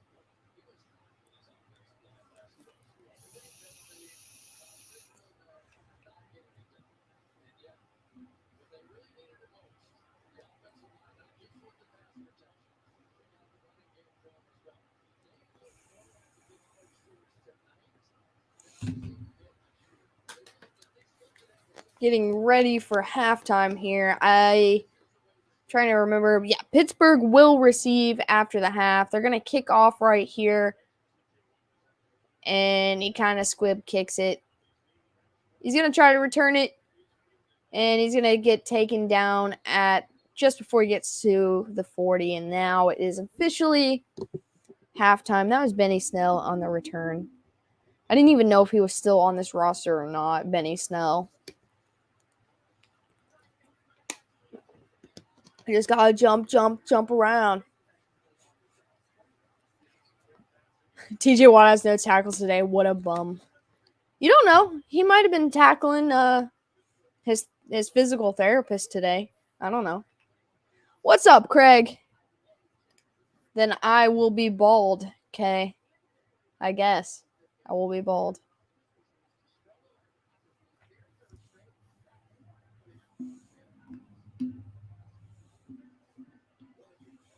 TJ Watt's a bum. Just kidding. TJ Watt is a monster. He's not Deshaun Watson. He's got all the half credits for tackles, true. If you shave your head and are too short standing on the sideline, they might drag you on the field for that tribute to child cancer survivors where they some charity a giant check at halftime. I like the way you think. He's protecting the pecs. I would still love you if you were bald. He tackles his lady. You guys are ruthless. So, non-football news. I started watching that anime that I guess is new and everyone's been talking about it, but a coworker told me to watch called Spy Family. And it's kind of corny, but it's kind of awesome. So I feel like if you're into that kind of thing, it's worth the watch. Know it's difficult being bald, can't wear a hat. Listen, I know exactly what you mean by that because my hair is the longest it's been in a long time. Well, not my sides because my sides are short, but when I cut my hair really short, none of my hats fit me right. And so I get what you mean. Like, I can't wear a hat for a different reason, but it's definitely a struggle. Or you get a two-tone head. Where to stop washing your face and start washing your head? I had good food today and I'm happy. I'm happy you've had a good day, man.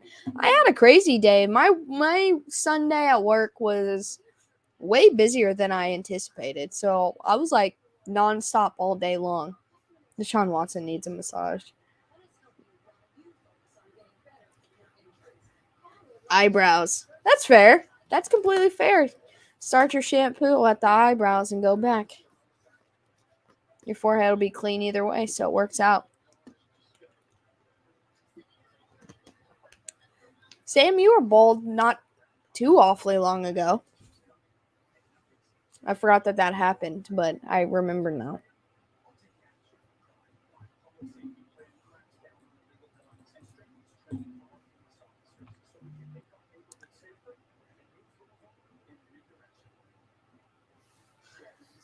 Unless you're Peyton Manning, then you're going to be in the shower for a while.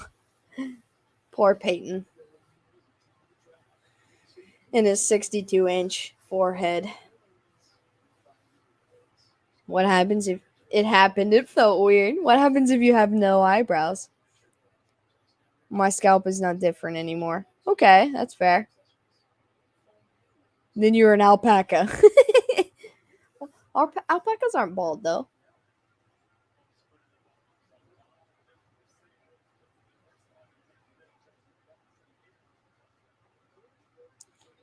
Big enough to project a full movie onto that thing. Yes, but we love him. Anyone know Watson's massage therapist numbers, though? I could use one.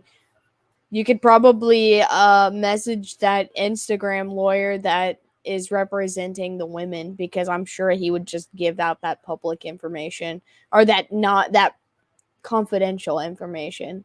Have you seen Arrested Development? I feel like I've seen episodes, but I've not watched it.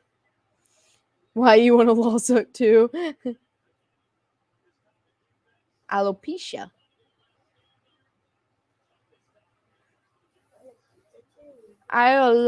Alopecia too. I feel like they're gonna talk about that Mike Evans 60-yard drop, a lol suit, for like the rest of Brady's career. Oh, okay, that makes sense.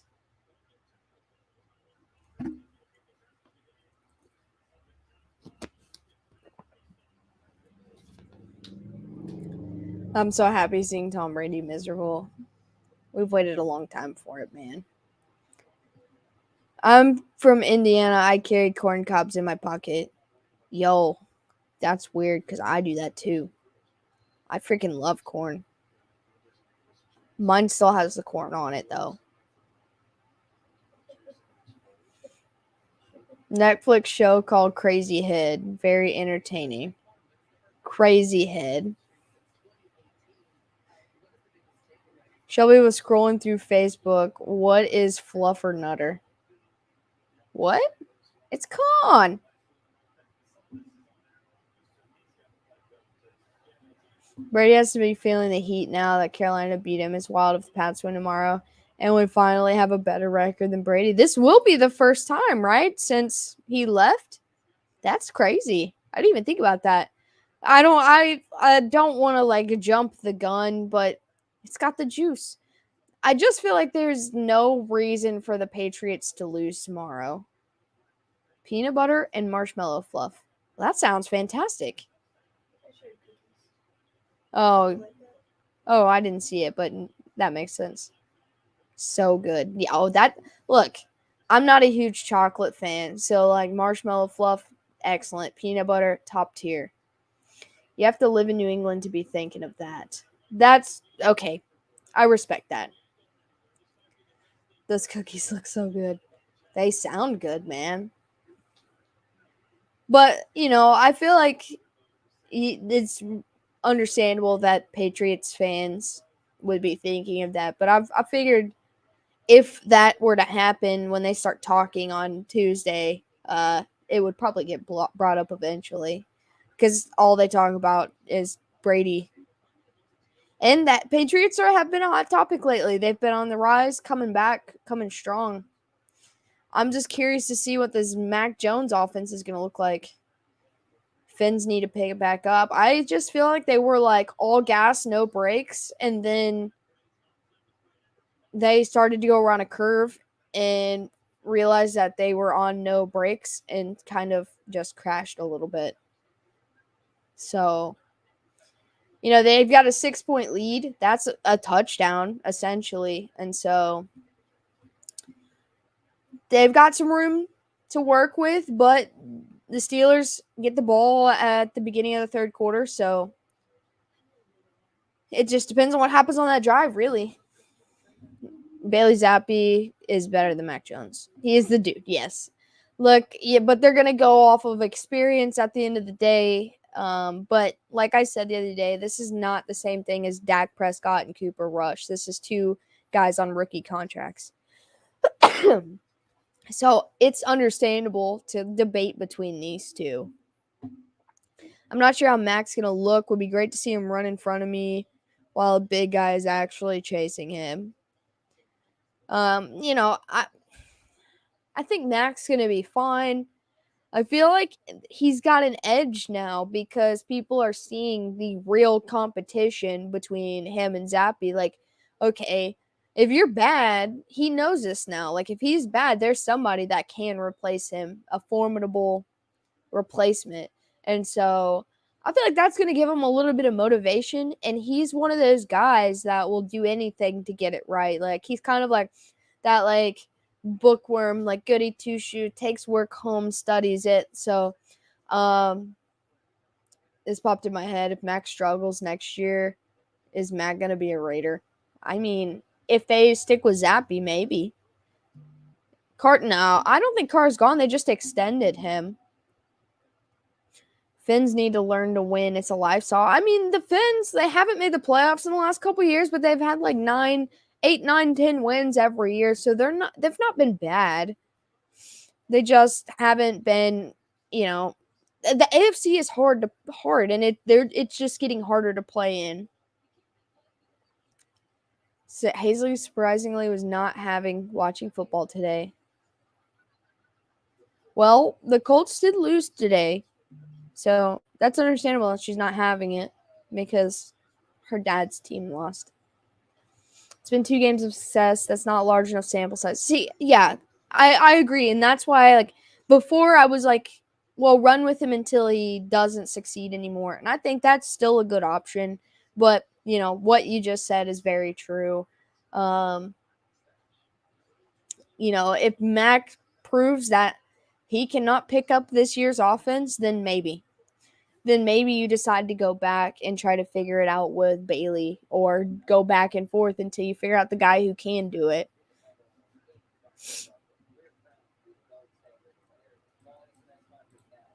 Yeah, I think Derek Carr just got an extension this year, like in the off season. I don't know. I feel like Zappe has got potential. So I feel like he's going to be a great backup, whether Max succeeds or, is still struggling when he comes back.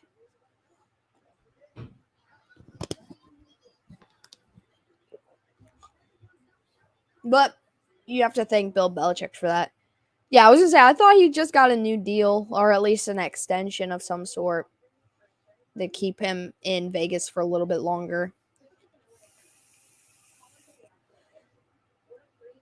Is the new Gardner Minshew, but with a better coach. After Carr got hurt, he came back into the game. Wait, I'm getting confused now. I do like Gardner Minshew, though. Like, I'm not going to disrespect that man.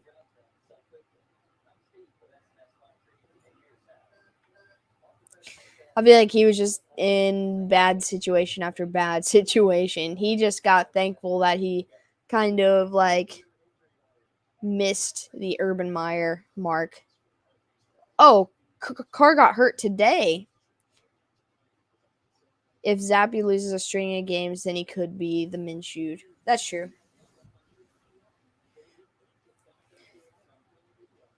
You think Carr will retire in 3 years? How old is he? I know he's been around since, 14, I think. You think the Raiders go for Mac in 3 years? Well, I think he's just saying, maybe a trade of some sort, or Carr just hangs it up. I don't know. I don't really know. It looks like we're just about ready to the third quarter. I feel like halftime flew by today. Maybe I say that every game. I don't know. One or the other. We had some good football conversation, so it's fair. He got crushed and hurt his knee. Oh, Minshew mustache is legendary. Absolutely. Aaron Rodgers needs to win or he'll be forced to sell me insurance on TV. Yeah, Aaron Rodgers is doing fine. Win or lose, he is doing fine. Rodgers got Stidham there. Going to be great. Well, yeah, they got Stidham because he was a Patriot, right? With McDaniels. That's why I remember watching Stidham I didn't watch all the Raiders preseason games, but I did watch the Hall of Fame game, and he looked really good in that, honestly. I know it was like backups playing against backups, but he was good. Playing well, they're making too many commercials. I don't see Rodgers on all that many commercials anymore, though. All right, kickoff's up, and he's going to return it down to the 20, the 25, and he's going to get taken down about the 27-yard line. Kenny Pickett will take over there. At second most passing yards in a first half this game. That's wild. Same thing happened to Clay Matthews. Yeah, I mean, I'm not going to say he's good in an actual game, but watching him in preseason, working with McDaniels and this new team and stuff, he looked good. That's fair. Didn't his brother retire fairly young as well? So, 34 or whatever is not super young, but it is young. First and 10 from the 27. They're going to hand it off to Harris, and he's going to get swallowed up for a loss of 2. Bail bonds commercials. Breece Hall, Corey Davis, Mike Williams, DK. Dude, the one I'm seriously the most sad about is Breece Hall. Corey Davis sucks. Mike Williams is a big loss, and DK obviously is a big loss as well. But I'm so upset about Breece Hall. Yeah, I knew he retired year early with the Texans or whatever. Second down and 11 now.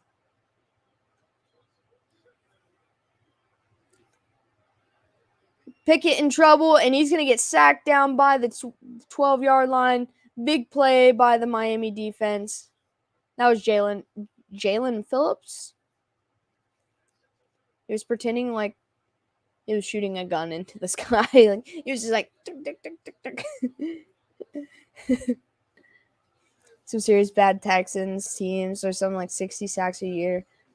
That's just rough. I mean, that's what happened to Luck as well.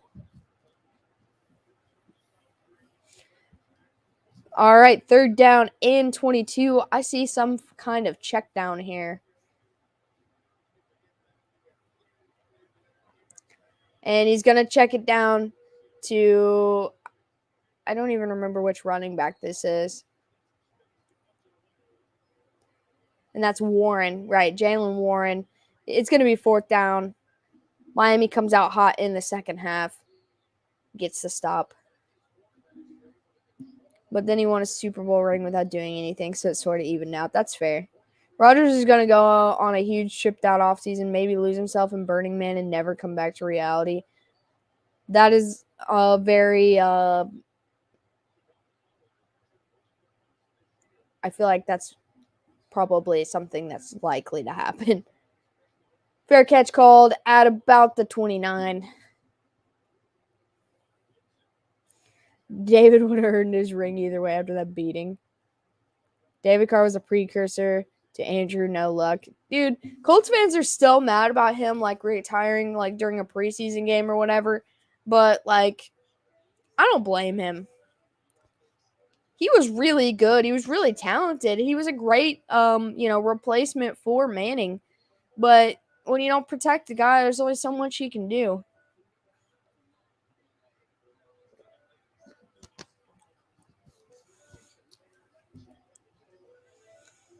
It was like possibly me just not showing up for work. That's fair. Like, the offensive line is like the most important position on an NFL team. Like, you can say all you want about the quarterback or whatever, but the O-line, the D-line are the most important positions. And I just don't know why some teams just refuse to take that seriously. Luck owed the Colts nothing. They never protected him, so he made a life decision. Anybody else would have done the same. That's what I'm saying. Like, Colts fans are mad, and look, maybe they're mad about the timing, and I get that, but, like, they cannot be mad at that decision. They should be mad at their ownership and their head coaches at the time, but they can't be mad at him. It is shitty, but, like, I don't know. Like, it'd be like me going to work the day before New Year's Eve, which New Year's Eve is the biggest day at the casino, and, like, just quitting, like, the day before New Year's Eve and leaving them shorthanded, you know. If it's going to be bad, then, like, a bad environment and you don't feel comfortable, like, people do it every day. It is crappy being a QB doing that, but maybe there was some issues within the organization that other than the offensive line that he expressed, and they just flat out ignored him and didn't care. Yeah, I know. I get what you're saying. But his coworkers were the ones not protecting him.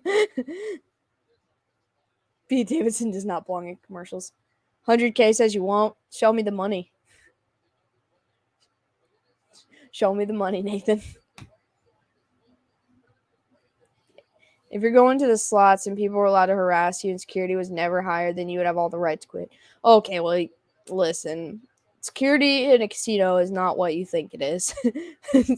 I have a better chance of protecting myself than one of them. 1st and 10, they're going to keep it on the ground and only get about a yard. But, yes, exactly, Craig. Also, the casino is a scary place. Let's be real. I've seen a lot in the last 4 or 5 years I've been on the casino floor. I wish I had that much too. That's all I'm saying. You give me 100K, I won't go back. 2nd down and 9, handoff up the middle. And he's going to hit Mostert for about 8 yards. Security at a casino is there to kick me out if I win 3 blackjack hands in a row. Yeah, but if you were to start a fight, they wouldn't be able to stop it. That's the thing. Like, they're more concerned about you cheating than you, like, attacking somebody. It's just that the Colts don't put a winning football team on the field for the fans. Blame the office, not the players. That's what I'm getting at. 3rd down and 2. He's going to hit Jalen Waddle for a first down. Oh, yeah. It depends on the casino as well. You know, there's a lot of non-smoking casinos now. But some of them get bad, especially on the weekends. Ours gets bad on the weekends. Nice play to Waddle up the middle. He's got 4 catches for 88 yards so far in this game. 1st down and 10 from the 40. Tua's looking, throws over the middle, hits Mostert. He's going to get another 1st down, and he's going to barrel his way to about the 22-yard line, moving the ball pretty well on this drive. And that's exactly what happened. Yeah, Crafty. Well, thank you, Nathan. I appreciate you. Players are parts that get replaced when worn out. That's true. That's also true. It's a business at the end of the day. Everybody in any kind of business is replaceable, whether they are at just as qualified, the replacements, or not. They will fill those shoes. 1st down and 10, hands it off to Chase Edmonds, and he's going to get a couple. Let me introduce you to going to a casino in St. Louis. I actually have been to a casino in St. Louis. Well, actually, just kidding. It was Kansas City, but I went to the Ameristar in Kansas City, but the Ameristar Kansas City people said the Ameristar in St. Louis was pretty much the same. Well, I'm talking about in work, not like just life. Yeah, I went to the Ameristar in Kansas City. I always, for some reason, remember going to the St. Louis one and not the Kansas City one, but it's always the other way around. 2nd down and 7. Tua's in trouble. He finally gets it away, and he hits Mike Gesicki, and he's going to get shoved out of bounds. I actually loved it, though, that Ameristar I went to. There's a reason LA threatened to quit football if he had to go to the Colts. That's fair.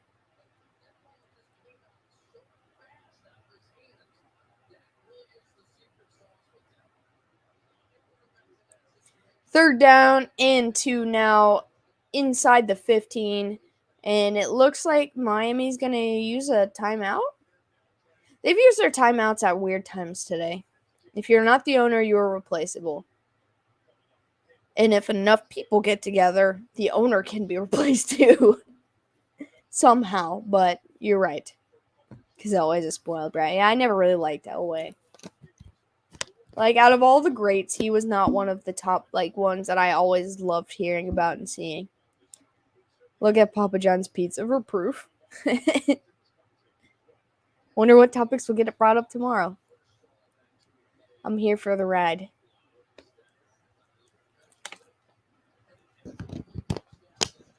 It's always something new, and that's what I absolutely love about these football games. I'm still baffled we had 76 points on Thursday Night Football. That's probably the craziest part of Week 7. 76 points were scored on Thursday Night Football. 3rd down and 2, handed off to Chase Edmonds, and he is not going to get there. He's going to probably go down for... He might have made it to the line of scrimmage. It looks like they're thinking about going for it. I bet it's what LeBron thinks of Brady and Roger struggles. Don't speak bad about the Papa. He ate 30 pizzas a month for you. 4th down and 3. It looks like they're going to go for it here.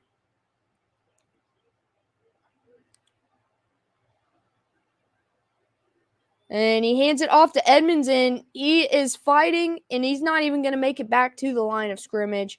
That's going to be a turnover on downs. Momentum shift towards Pittsburgh. I don't really like that decision. You take 3 points here. and you're up to 2-score game right then. So, plus they just ran the ball up the middle. I didn't like that play call either. That was way too many points on Thursday's game. I loved it.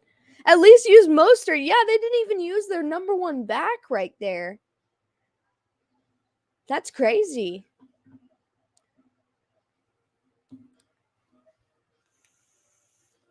I feel like that 3 points they could have had might come back and bite them.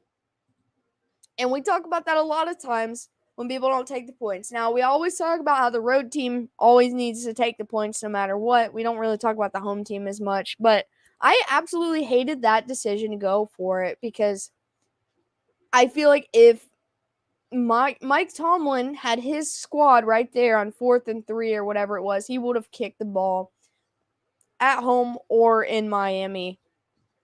Especially being up only 6, that puts you up 2 scores. And now you're still only 6. Like, it puts the other team in bad field position, but I don't know. That was a questionable. That's a rookie head coach call. And you run a dive. That's what I'm saying. And they used their smallest back to do it. Staley coaching the Chargers and Miami. I had someone at work today tell me that they absolutely, and this was a San Francisco 49ers fan who loves to study the game and everything, say that he thinks that Brandon Staley is a great head coach. And that blew my mind. And he said he absolutely loved him because of the aggressive play calling.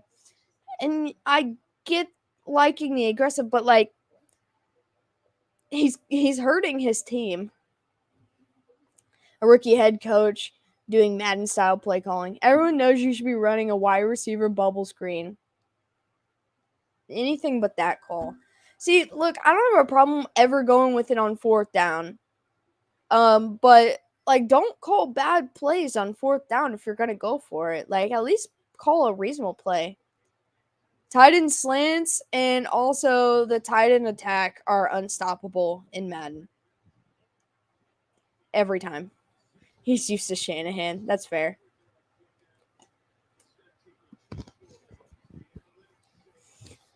No, that's just what LaFleur always does.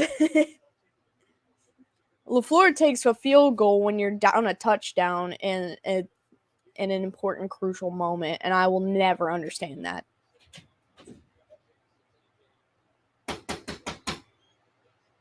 Someone's knocking on my door.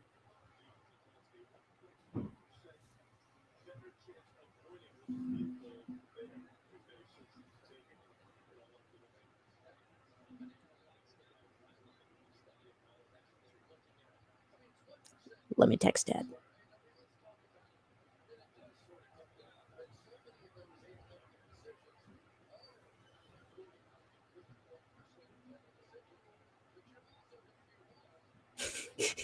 He said, get the guns.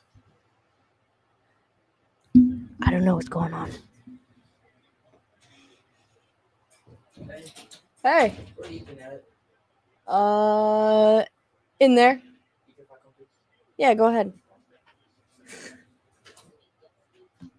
You never trade 19 for 10 for 16 for 10. Exactly. Yeah, just open that door. You should be straight across. It was one of my little cousins. He's not very little, but I was very confused.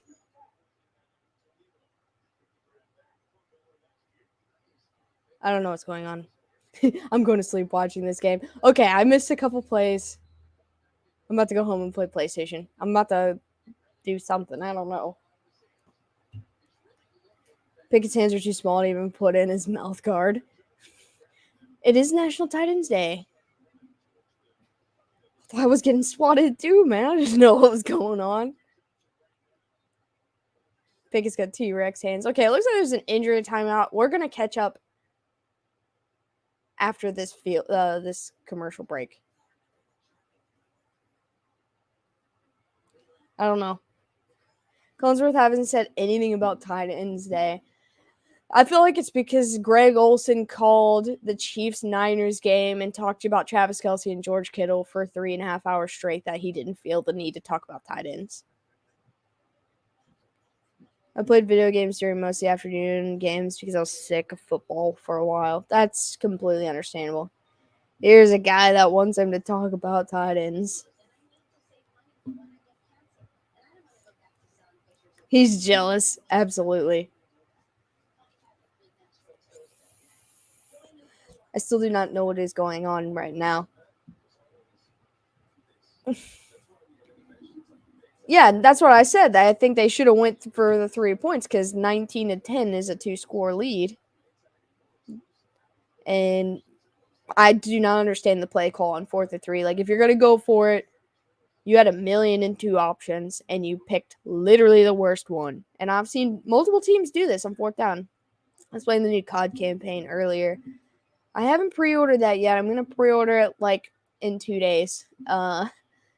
So I can, because I get paid on Thursday, and the game comes out on Friday, so.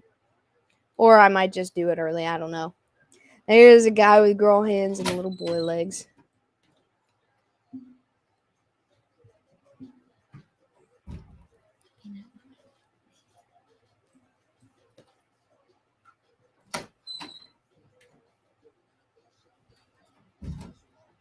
Show me your hands. Kyler already got that game. You already know. I heard the campaign sucks. But when we're watching football with Alex, everybody needs to go for it on 4th down as tradition now. Well, they do. Every game we do, we see a really bad 4th down run. It's always a run or a crap pass from Russell Wilson. I actually like all the Call of Duty campaigns, though. My stepmom just came in and was just like, she just said, like, whispering, like, what the F just happened? And, like, I'll get the details after the stream, but I don't know what's going on. Surprisingly hard. Or a bad 2-point conversion, like the worst call ever. A bad 4th and goal or 4th down play or a bad 2-point conversion play. They always call it the worst plays ever, and they just do it to irritate me, I think, at this point. Can't show my hands. I'm not on camera. Show my hands times 2. That's mine and Nathan. 2nd down and 4. Pickett throws, hits Harris, and he's going to keep his legs moving, but he steps out of bounds for only about a yard. Did someone get in trouble? I do not know what happened. My little cousin, who I guess he's at least a teenager now. I don't know how old he is, but he's the one who walked in, and I haven't seen him in a long time, so I don't know what's going on. 7 minutes left in the third. 3rd and 3. Quick throw to Najee Harris. He's trying to stay on his feet, and he's going to be brought down after a yard. And so it's going to be 4th down. I feel like Tomlin's going to go for it here. Actually, it might look like he's switching out his guys. I don't know where they're at. Somebody need money, then I get it. I don't know. The fam has been dealing with some things, and I don't have 100% of the details, so I don't know what's going on, so I'm just confused. All right, so the punt team is out there in their own territory here. The kick is up, and he's calling a fair catch at about the 21. Eventually, I'll figure out what's going on. We all got at least one no money having cousin. Well, I feel like I got a couple, but yeah, I don't even know. Yankees tied at 4. That's the funniest comment today, probably. We all got at least one no money having cousin. No asking mom tough questions. She's innocent. I'm totally out of this. Listen, everything that's happened, I haven't been here. I've been at work, and I just come home confused. Are they tied at 4 runs or the 4th inning? Crafty.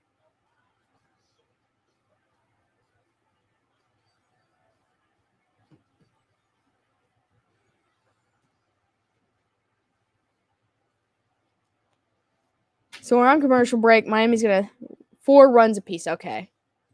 Because when you're talking baseball, I feel like that could be either one. They're tied at 4. You would have said bottom of or top of the 4. but you never know. Yankees win tonight or they're eliminated. 4 runs, which is no good for the Yanks. Their bullpen can't hold very long.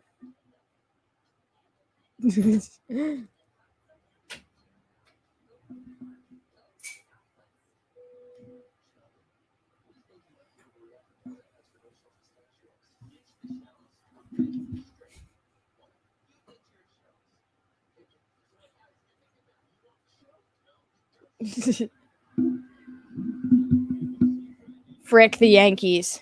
Yes, hashtag frick the Yankees.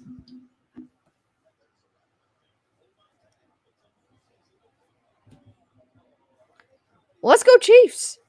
That's what I'm talking about. Big win today, feeling good going into a bye, heading into the 5th inning. So they got a long ways to go in this game.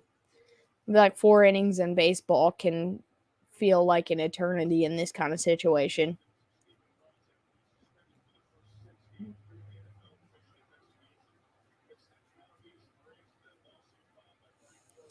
Philly versus Yankees World Series. Let's go Chiefs. Jack Harlow's going to be on the Saturday Night Live. Still don't like the Astros after the sign stealing scandal. Yeah, I didn't really understand what was happening with all of that because I was kind of out of baseball at the time. But, it was a couple years ago. So, I don't know. All right, 1st and 10 from the Miami 21. What's up, CJ? And they're going to hand it off to Mostert, and he's going to lose about a yard. Astros have not lost a playoff game yet. They are a very, very well-coached team. But if you can read the signs, I don't see the problem. Can anybody believe the Jets won again? I can. I freaking love that team, man. Zach Wilson's the GOAT.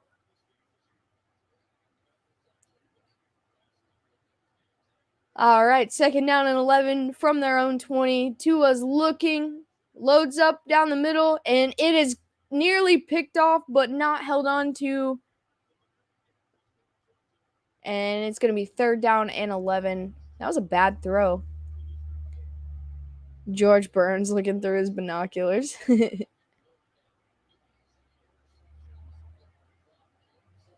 I feel like Pittsburgh's just like shooting themselves in the foot because I feel like they've been in a lot of situations where they could get those turnovers and this one just slid right through his hands, but that they could capitalize on that. Emmons is a bum, easy pick. I do like his brother or brothers or whichever, the one that's on Buffalo.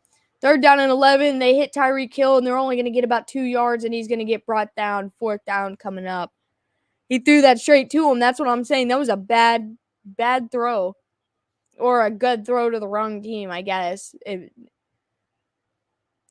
4th and long coming up for Miami. I could make that blindfolded. If you told me it was coming, maybe I could too make that blindfolded. This Pittsburgh defense is trying real hard to stand tall. And he's going to return it from the 31. He's going to cut back. He'll get to almost to the 40 where he's brought down 39, 38-yard line. This play calling is terrible. Absolutely. I know they're like, well, I want to say that they were going to play conservative, but I don't feel like Miami's played very conservatively at all. Jets have been my closest team for years, always losing year after year after year. You get the point. That's been, me with Cincinnati. I mean, I live 40 minutes from Cincinnati. My dad's been a fan his whole life. So, I get it. And so, but I love seeing the Jets, man. It was fun watching the Bengals go up last year. They're still up, but they're having that incredible run. But I hate the percentage. I don't even look at it, Dave. But I enjoy watching the Jets succeed right now. 1st down and 10. They're gonna hand it off and get about 3 yards with Harris. Having someone wear 89 as a returner is wrong. That's true. Closet team, yes.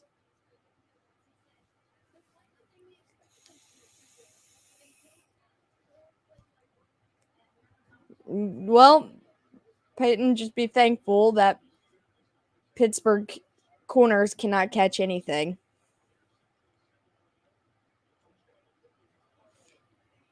Your 2-foot frame could have hit that receiver, I'm saying. 2nd down and 8. Check down to a tight end, and there is a flag on the play. He's not going to get a first down. Time for the Jets to come out of the closet. I'm really upset about Breece Hall. I know I said that already, but ineligible man downfield. So the penalty is going to be on the Steelers. They'll move back 5. And I don't. What was the Corey Davis injury? By the way, Crafty.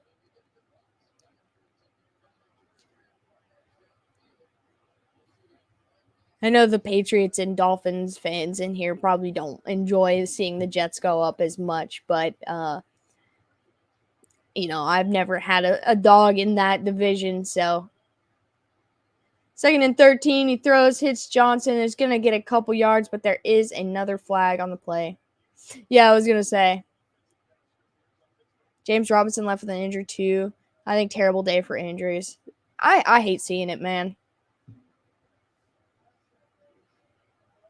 All right, so now Pittsburgh's going to get hit with an OPI call.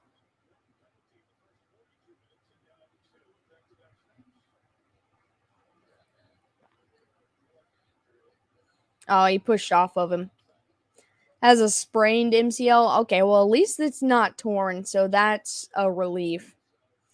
Watch the Jets movie a lot. They get good for a year, and then they crumble quickly. It happens every 5 years. I do really like Robert Saleh, the guy coaching them right now. So, I'm not going to say this time's different, but it's enjoyable watching it. 2nd down and 23. Pressure's coming. He checks it down to Warren, and he's going to get a little chunk of yardage. Not nearly enough for the first down. 3rd and long coming up. Has sprained MCL. So they lost Davis. And they lost Breece Hall. They still got, Michael Carter, Garrett Wilson. Now there's a Dolphin down for injury timeout. ETN had a day. ETN is slowly emerging this season. He didn't get a rookie season, so this really is his rookie season. I know the one guy wants a trade from the Jets. I feel like right now is the perfect time for him to want to play because, everyone's getting hurt, so there's more room to shine, I guess. Elijah Moore, that's his name. I was just trying to think of it.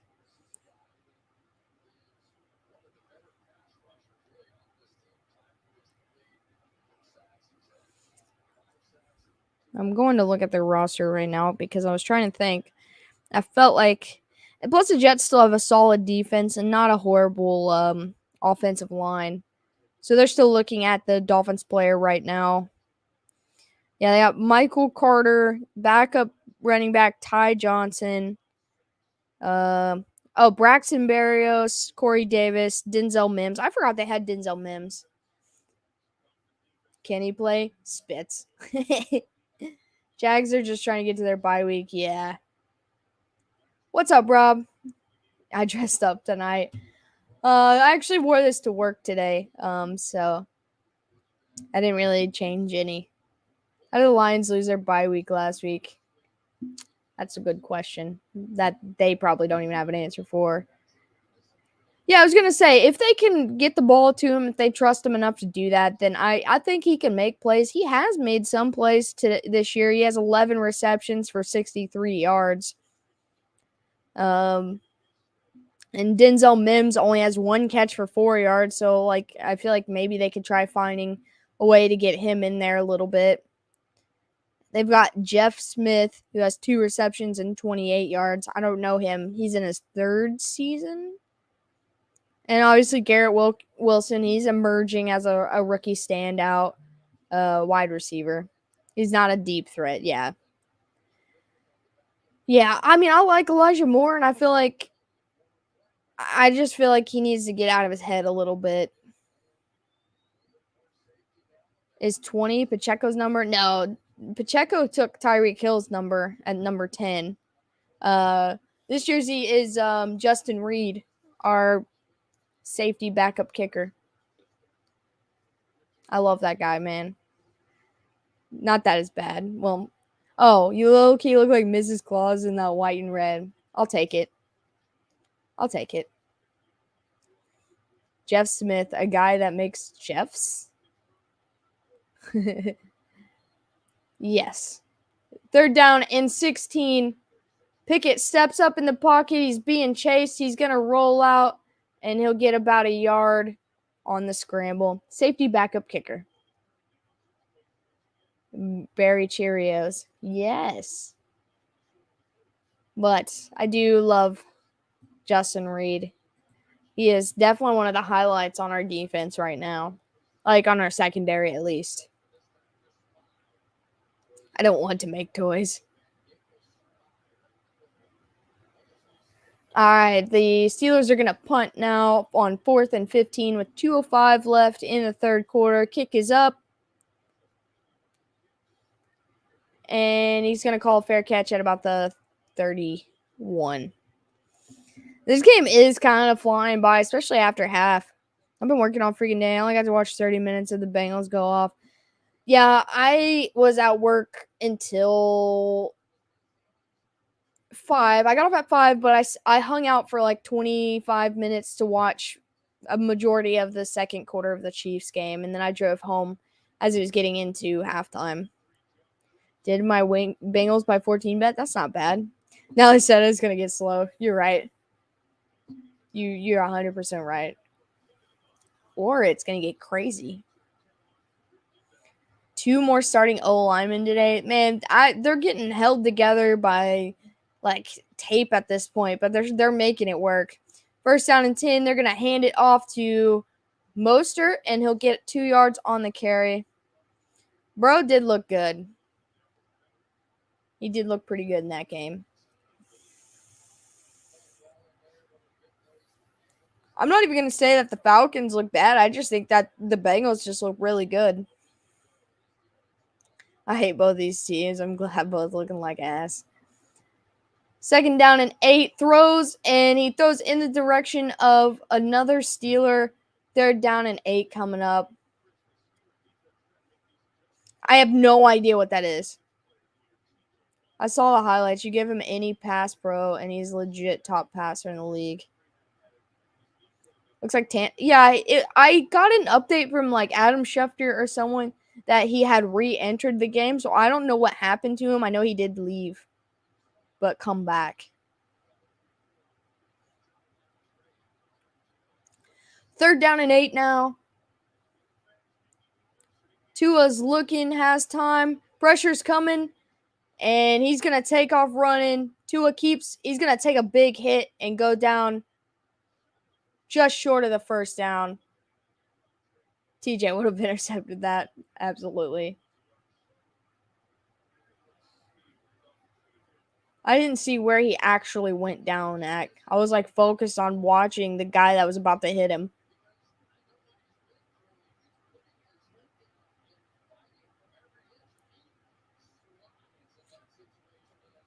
Yeah, he's just hurting himself.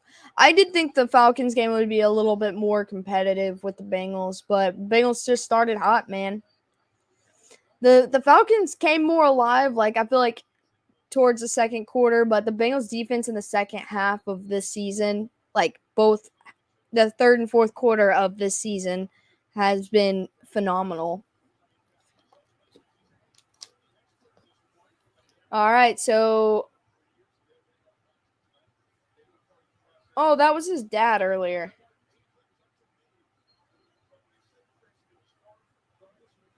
But the Dolphins punt. This is as tense as watching Alex Smith come back. Oh, it's not quite that tense, man. I was so on edge that day. Typical Bama player. Yeah, like that game was so hard. They were playing against the Rams, and when I watched Aaron Donald piggyback Alex Smith on his first game back, I couldn't breathe. First down and 10, hand off to Najee Harris. He's going to get the edge, get a first down. He's still on his feet, and he's going to get an additional big chunky yardage. What is this, a 1 o'clock game? Come on. I don't know. 1 o'clock games have been more high scoring than this. Felt scared for Burrow the first 5 games of last year. Yeah, I mean, when he took that first sack against either Chicago or Minnesota, I think it was Chicago on the road last year. I was just like, I held my breath, because that was his first game since the surgery and whatever. And I literally held my breath. Like, I was like, and then I realized that the offensive line last year had not gotten better. First and 10, they're going to hand it up the middle with Harris, and he's only going to get about 3 or 4 yards. Waiting to see him miss his mouth taking a drink. Before the Falcons knew it hit him. Yeah, they just couldn't get their offense going.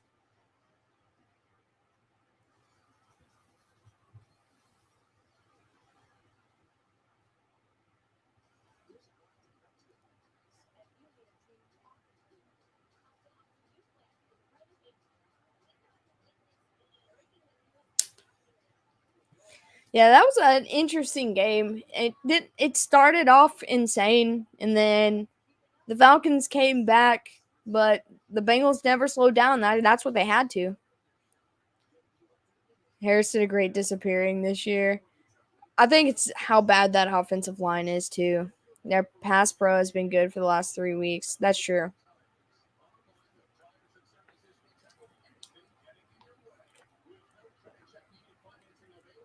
Speaking of missing your mouth taking a drink, my boss was standing right next to me today, and I had a bottle of water.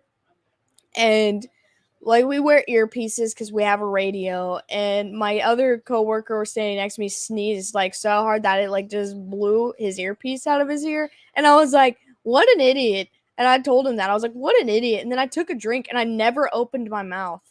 My mouth was completely closed. It went straight up my nose and straight down my face. And I was like, and he was like, and you're calling me the idiot. I was like, I feel like that's something you would see in a dumb movie, man. Game over. You can't cover the weapons for more than 3 seconds, not with Burrow throwing. And yet, Falcons still tied for the division leader. Panthers could take the division next week. You know what? I'm going to call him an idiot whether he didn't do anything or anyway. But my boss was like, wow, I really got the best of the best to hear today. And I was like, I deserved that. And then she just walked out and went and had her lunch or wherever she went. I don't know. But I was just like, well, that was embarrassing. And the only reason it went up was because I panicked because there was water on my face. So I went, and so I breathed it right up my nose.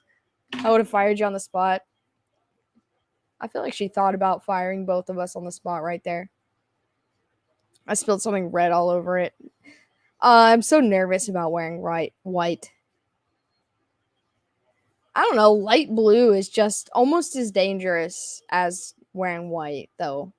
Who do the Chiefs play next? We are on a bye week, and after the bye, I don't remember exactly, but I have their schedule right here.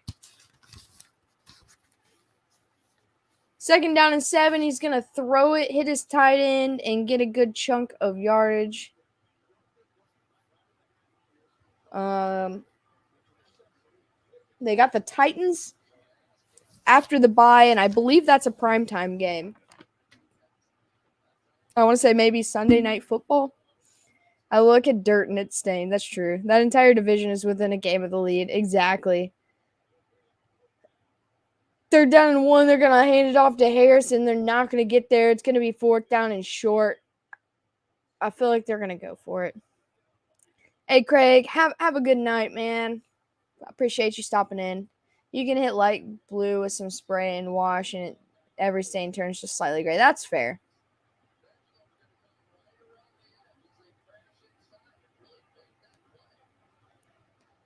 Bucks had the chance to pull away in their division. They lost back-to-back games against the worst teams in the league. Oh, so on 4th and 1, they are going to punt it. Their kick is up, and he's going to call for a fair catch at about the 12-yard line. 13:54 remaining in the game. I never switched this over to fourth quarter, so I will do that now. I didn't even register when it went to fourth quarter. Spray and wash is magic. That's true. Yeah, I don't know what's going on with the Buccaneers right now. I'm not mad about it, but there's some big question marks.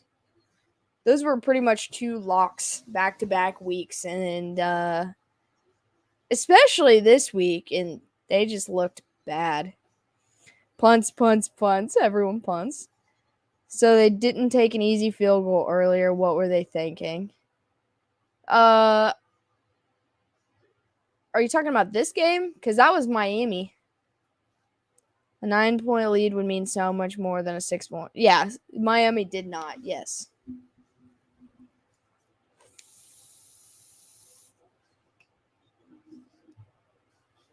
It's like opera. You get a punt. You get a punt. And you get a punt. We all get punts.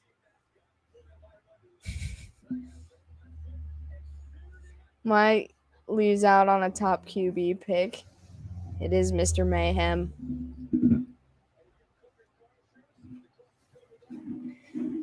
Yeah, well, didn't they just draft a QB like this past year? Wasn't Howell, but it wasn't it the dude from North Carolina? He has like an injury and he's missing the season because of it.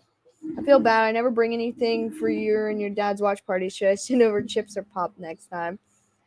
I mean, if you want, but you don't have to feel bad. All is good. Corral, that's his name, yeah. But I mean, their current third stringer in PJ Walker is outplaying their first and second stringer. So it might be worth a shot when he gets back from injury. The guy from Ole Miss. So is the guy that Washington got the guy from North Carolina? Because I think Sam Howell. I feel like I just got those two guys mixed up.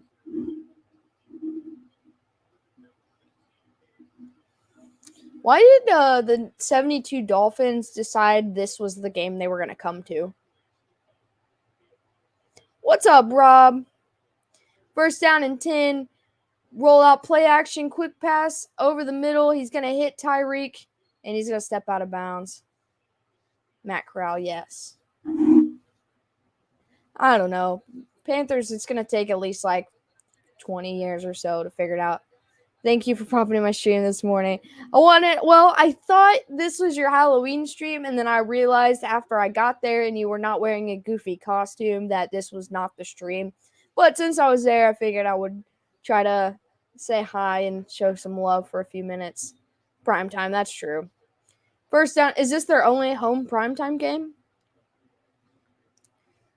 They're going to run it up the middle with Edmonds and get just a couple yards. But anytime, Rob. You always have a lovely crowd. And I will look pretty goofy. I figured you would, and I was excited for it. And then I realized as soon as I got there that it had to have been next week. Off-field issues. Yeah, I thought they said he had like a drinking problem or something. Second down and 8. Hill in motion. He fakes the handoff and then he dumps it down to the running back. It's going to be incomplete. Over 70. Yeah, when I got in there, it was like 63. It was crazy. Edmund's a bum. I need to order some Grippo's barbecue chips from Cincy, and so do all of you who hasn't tried them. I mean, I've had some Grippo's. I actually almost bought some Grippo's today, but I got those TGI Friday chips instead. I usually just get some like plain Lay's while I'm at work, but 20 years, that's not bad. Actually, the Bears have been trying to figure things out since 1985. I'm just saying, I feel like, anywhere from 2 to 20 years isn't understandable. Third down and 8. He's going to toss to Mike Gesicki. He's not going to get enough yards for the first down.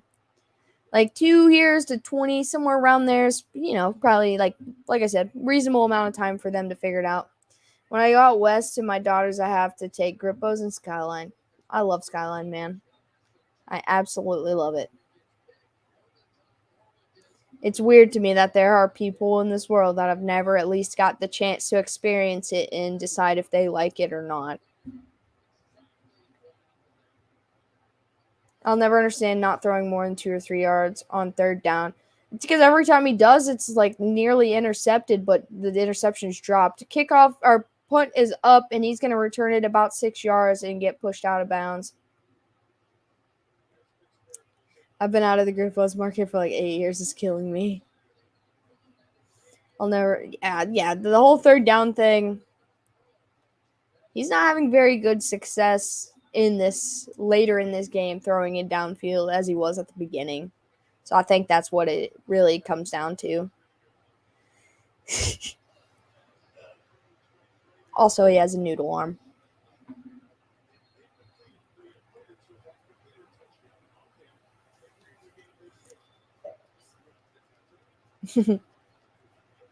First down and 10 now for the Steelers at the 23. And they're going to hand it off to Harris. He's going to make a cut and go in for about 3 or 4 yards on the carry. About 3 yards. Second down coming up.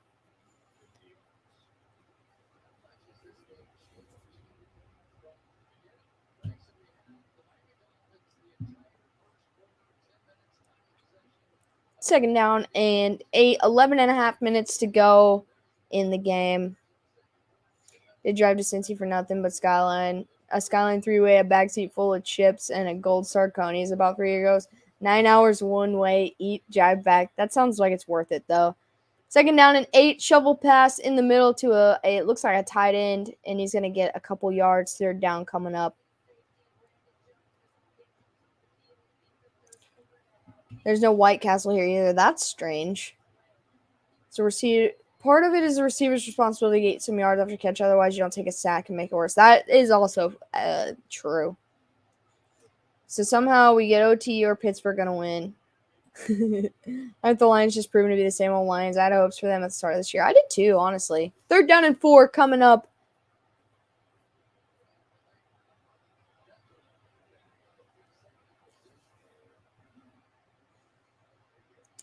And he's going to throw it up to Chase Claypool. He's throwing his hands. He wants pass interference. He wants a flag. Fourth down and 4. Looked like the two of them were tangled up, but I did not see the play. Yeah, the Lions, it's a sad thing, but I think as long as Jared Goff is their QB, they're just going to be that. We even have one now in Clearwater. Oh, I feel like I remember seeing that when we came down to Tampa. Steelers are going to punt again on 4th and 4 with 10 and a half minutes left. That's good for the transplants. As long as Ford owns the team, that's fair. I guess I don't know if that's fair. I didn't know that.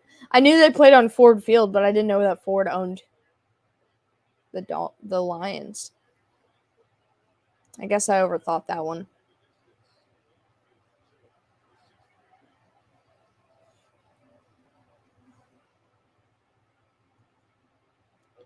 Now that's what Elon Musk should do if he wants to be a friend to humanity.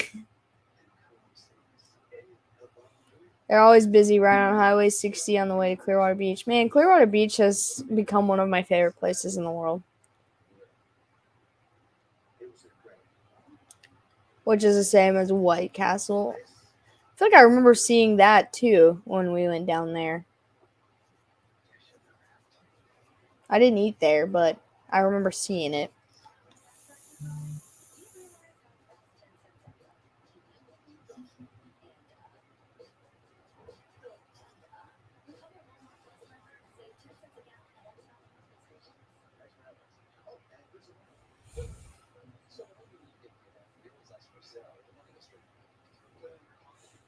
Sounds like with trash.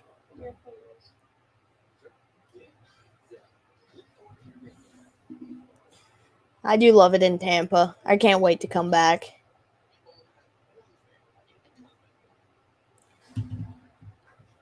All right. What do you think the final score of this game was going to be? Will anybody score another point? We need a Twisters for the breakfast burrito. I've heard from Southerners that Crystal is good and White Castle sucks, but they also eat grits and pig's feet. Kroger type store, they may be able to get some things for you. I do know that Grippos won't do it, though.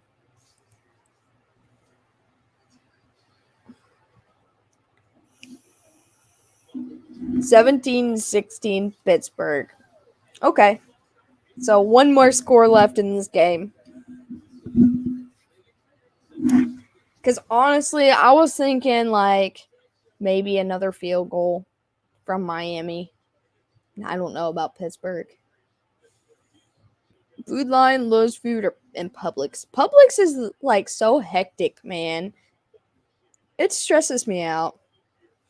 I don't really like White Castle, but the reason I don't like White Castle is because of the smell. Like, I feel like it smells bad. Is Millie Bobby Brown 18 yet? I think so. I don't know. All right, 1st and 10 for the Dolphins at their own 15 is where they're going to start this drive with 10:15 left in the fourth quarter. Tua alone in the backfield. He's looking. He throws over the middle, hits Tyreek Hill, and he's going to get brought down behind the first down mark because he went backwards. They might give him the first down, though.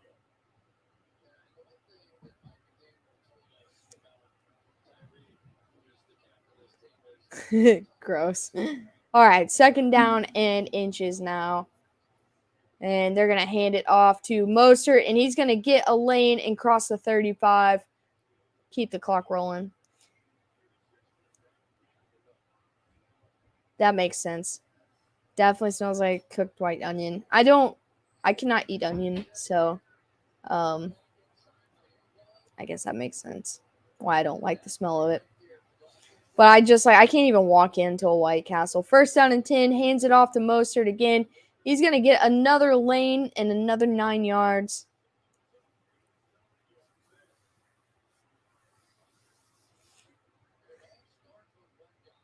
White Castle onions are mostly cabbage. Either way, it smelled horrible. I did not know that Wes Welker was the Dolphins wide receiver coach. 2nd down and 2, hands it off to Mostert, and it's going to go down for about a loss of a yard. 3rd down and still short coming up. I'm running out of stuff to say. Finns are finally establishing somewhat of a run game. How did I not know that, though? That explains all the drops. No, the drops are Tyreek. Everybody else dropping, I feel like Tua throwing it out of reach. 3rd down and 3. Hill in motion. I've seen this play before. Tua's looking. He's going to load up deep to Tyreek, and it's going to bounce out of the defender's hands. Incomplete. 4th down and 3. I told you I've seen that play before. Crafty is a secret Giselle account. It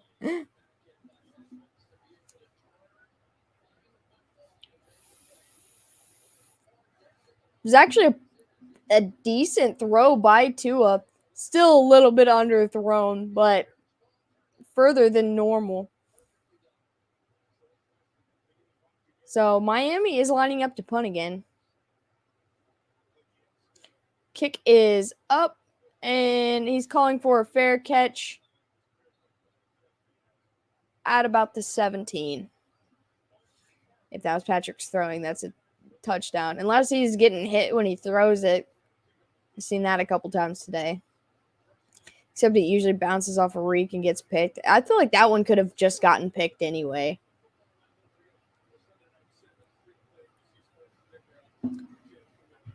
Like if the receiver or the defender was a little bit more aware. Wait, which game was it? I saw Buffalo on the screen, but I didn't see who they were playing against. Was it Pittsburgh? Oh, Packers. Is that a primetime game?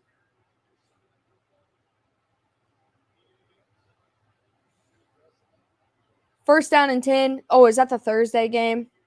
They're going to hand it off to Harris. He's going to get about 4 yards on the carry. What have the Packers done to play in prime this year? What have the Broncos done to play in prime time 16 times already this year? Flex that to a Tuesday morning at 6:47 because nobody wants to see it. The Packers were poo-poo today. Only 1 third down in the last few seconds. I do, but I don't want to wait all damn day.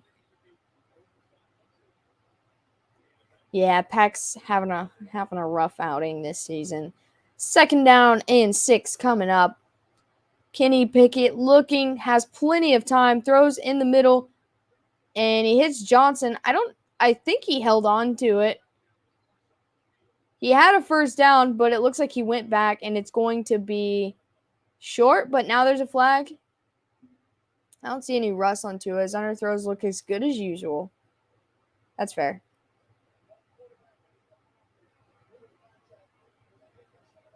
Okay, so they're calling illegal contact on the defense. So either way, even if he did run back, it's going to be an automatic first down. You're a myth, Shelby. That's a little rude. All right, listen, here it comes.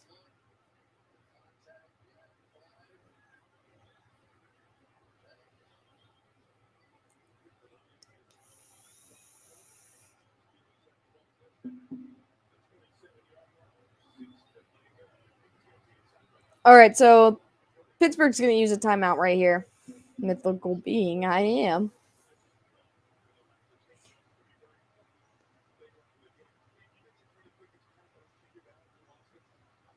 Oh, I cannot wait on Tuesday to dive into these. Yankees take a 5-4 lead. Dive in and do our recap of this week because there's a lot that I saw the scores of that I missed, and I can't wait to go look into it so we can talk about it, and I'm very excited. This was a wacky week, not going to lie. But Pittsburgh is moving. That penalty helped them move a little bit more. Tomlin about to tell Kenny he gonna catch man hands. All right, so they're gonna try to get a comeback right here, get a touchdown, or at least a valiant effort. First and 10, pressure's coming. Kenny throws, hits his guy, gets another first down, and that was Muth. Like a griffin? Griffins are cool, man. Yeah, I mean, I can pretty much figure out what you're saying, but I understand, Nathan. Like Meg Griffin.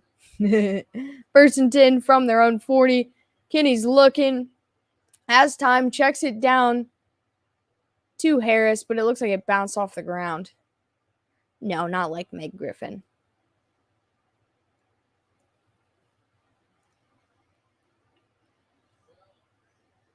Second down and 10. Shut up, Meg. Kenny can throw some ma'am hands. Meg low-key fire. I don't know, man. Meg's all right.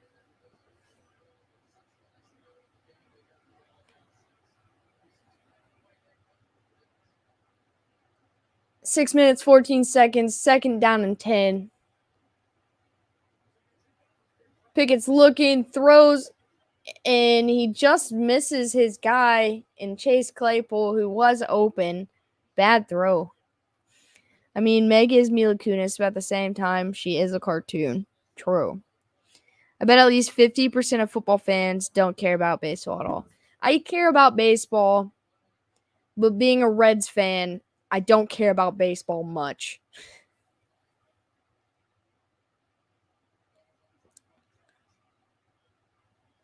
Tua kind of looks cooked, man, on the sideline.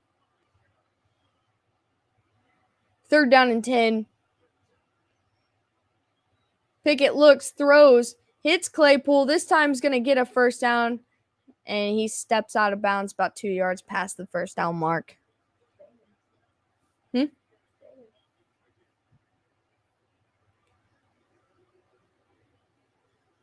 It's still weird seeing Kenny with 2 gloves on, man. I just don't like it. It's weird. Lewis hot, but Meg not bad. First down and 10. He throws, hits Pickens on the sideline. Gonna get another first down. Oh, it's raining hard. I couldn't tell what you said. I did not realize that this rain was coming down like that.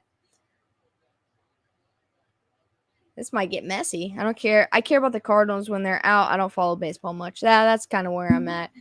The Reds are out before the season ever starts, so I enjoy it every now and then. Second down and 1. He throws, gets Pickens again for a first down. It went from not raining at all to like raining fairly hard.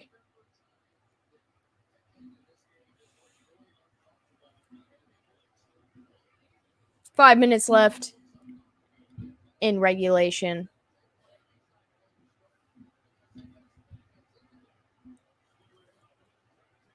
Pickens looks, throws, and hits Muth, but I think with the rain, the ball was wet, came right out of his hands. I'll remember this Bengals offense for the rest of my life, probably. Me too, probably. My dad has some great condition Pete Rose rookies. We have a lot of old baseball cards, but my dad bought them from someone, so I don't know. It was a little tipped, yeah. But I don't know all of what's in there. Does he have to wear 2 gloves to be able to hold on to the ball because his hands are too small? That's probably exactly it. He's kind of got a small head, too. Second down and 10.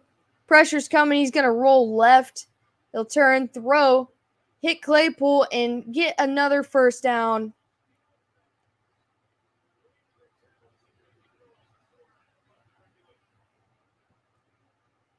Wait. I did not say F you. So that was not me. My hands have been right here. It had to have been Dad. I do not know why he said F you.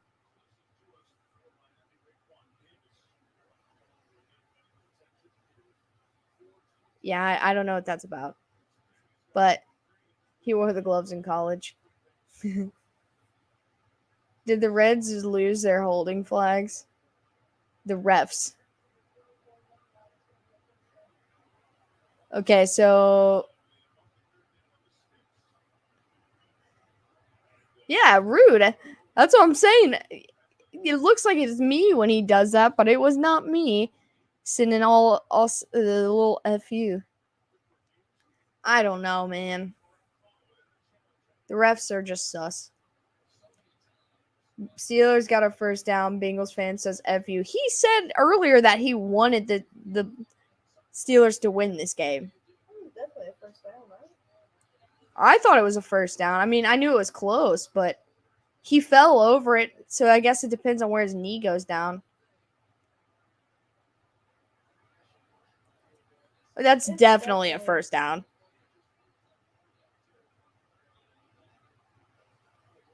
I think they're still looking at it because of the injury. There are a lot of Steelers fans there. I was trying to switch accounts. Why did you say FU?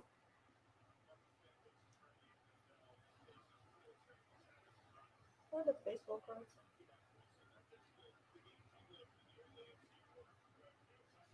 Joe Morgan, George Foster, what a great outfield that was. Mila Kunis was my first TV crush. Was it on That 70s Show? First down in 10. Just outside the red zone. Hands it off to Harris. He's going to get the edge and gets them inside the 20, just outside the 15. Those cards are late 70s through late 80s. Tons of rookies. Yeah, see, I didn't know all of what's in there. I only flipped through a little bit of them. Didn't mean to, laying down. You picked the rudest 2 letters to accidentally type. I'm just saying. For no reason. You say F you. Second and 3, they're going to run it again. I don't know why the Steelers were putting their arms out like it was a first down. There's a big gap. But I can't see that line ran up the field. But they can see the flag on the sideline that he was not close.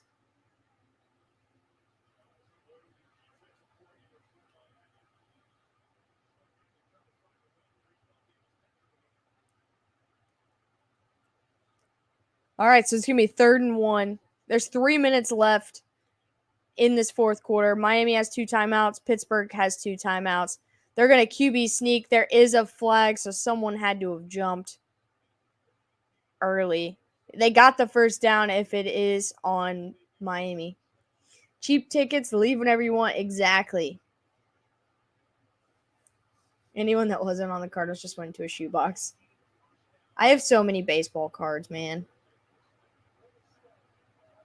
So they're going to call an illegal shift on the offense. So it's a 5-yard penalty. So it's going to be 3rd and 6 now. Tiny boy trying to sneak. I mean, he did.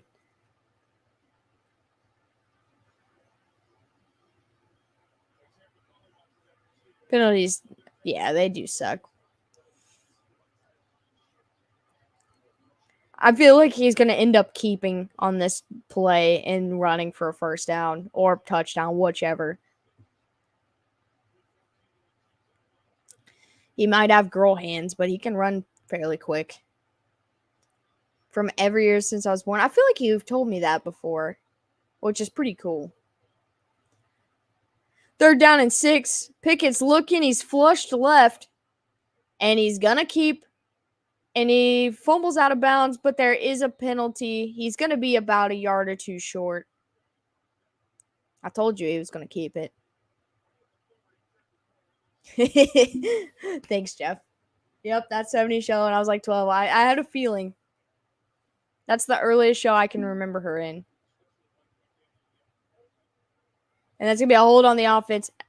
Every time, man, the quarterback sneaks out like that, it happens. Especially in clutch situations, there's going to be a hold. That's a pretty cool gift, though, honestly.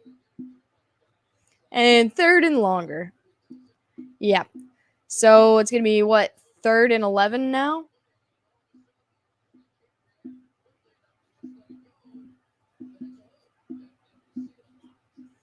It was like 16 or 17 when she was in that show, right?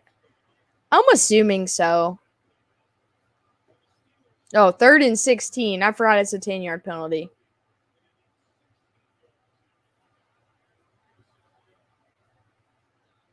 .306 left in the fourth quarter.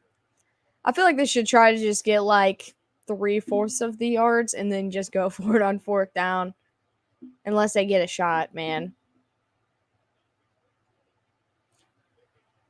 And he throws an interception, and it's coming back. He's going to cross the 50-yard line before he's out of bounds. This is very close to being the game. At the very beginning, yeah, I feel like she was pretty young. But you said you were like 12 watching it, so it's not that weird. 14 when it started. Ashton Kutcher said he was weirded out by kissing her. I knew he was pretty young. Here's the rookie mistakes set in. It happens.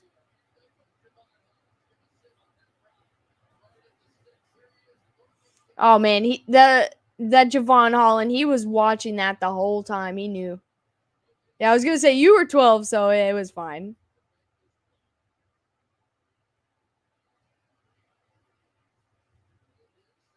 It was a really weird thrown ball. Always fun to see. Yep. Yeah, I was gonna say you didn't do anything. It's whatever. 1st and 10, they're gonna run the ball up the middle with Mostert. He's only gonna get a couple yards. Clock's gonna roll. Looks died. 2nd and 6. Now they're gonna use their timeout. That would be awkward to kiss a 16-year-old or whatever, even if it was fake kissing. Oh, yeah. I'm sure, like, as, like, a young actor / actress, it would be kind of weird. Because I think she said that was, like, he was her first kiss anyway. Yeah, if you're like 20, yeah, there's a difference there. Huh? Now they're married. And yeah, now they're married. Second down and 6, 2:45 left. Pittsburgh has one timeout.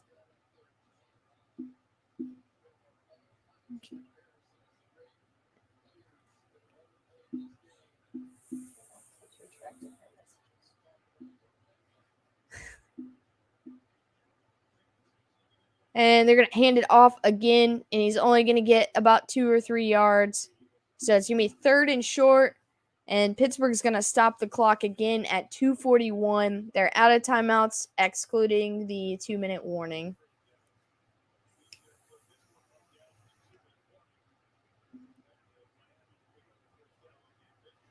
Ashton Kutcher also dated a girl that was killed by a serial killer. That's a really random fact, but yeah, I'd never heard that.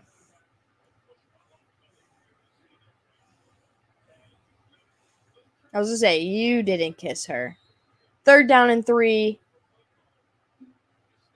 This is almost, I'm not gonna say this is it, but if they get a first down, it's almost it.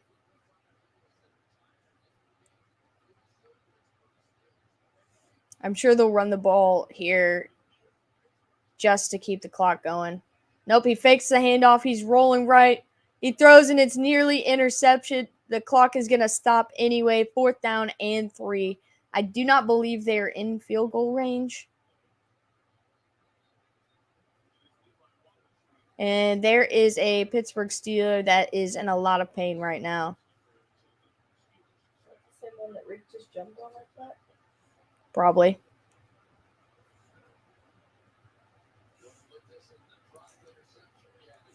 Have you seen the Ryan Reynolds movie, The Voices? I have not.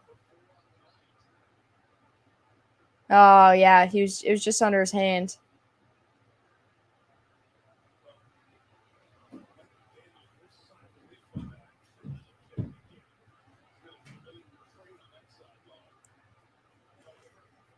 Pittsburgh's DB is going to have balls taped to their hands for practice. True.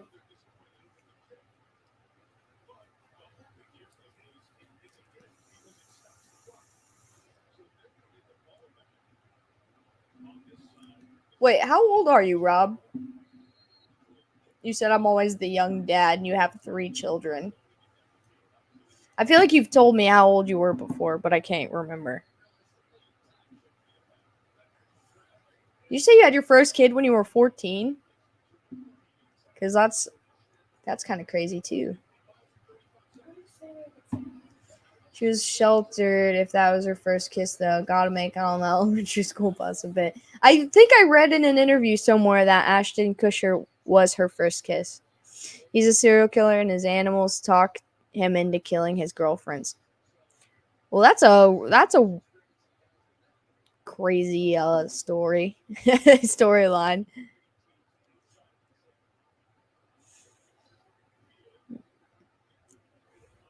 He's going to call for a fair catch at the 13-yard line.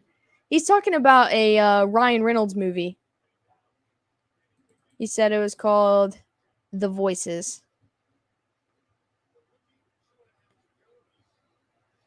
That's funny. I just looked it up. That's right up my alley. I haven't seen it, though. I like weird stuff like that, but yeah, I've never heard of that one. Is it a new movie? Or is it like just an older, like low budget film that, or whatever it's called, independent film? All right, first and 10 from the 13. He throws it to Pat Fryermuth. He's going to get to the 20. Second down and short coming up. Clock's at 2:20 and rolling. They're going to try to get another playoff here. Second down and 3.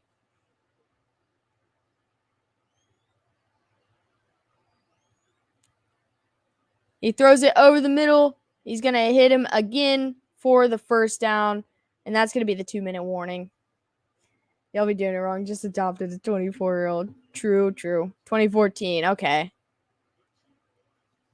Anna Kendrick was his girlfriend, and he puts her head in his refrigerator, and she talks to him every time he opens the door. Oh my gosh. From the perspective of a serial killer. Oh, okay. Whack. Lucy Letby. Concepcion.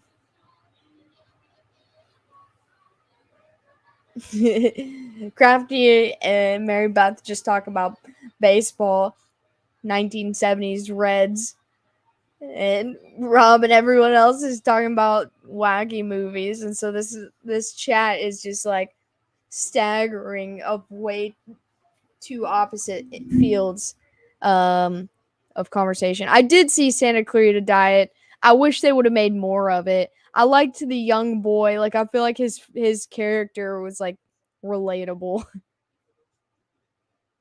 But I liked that movie. I mean that TV show.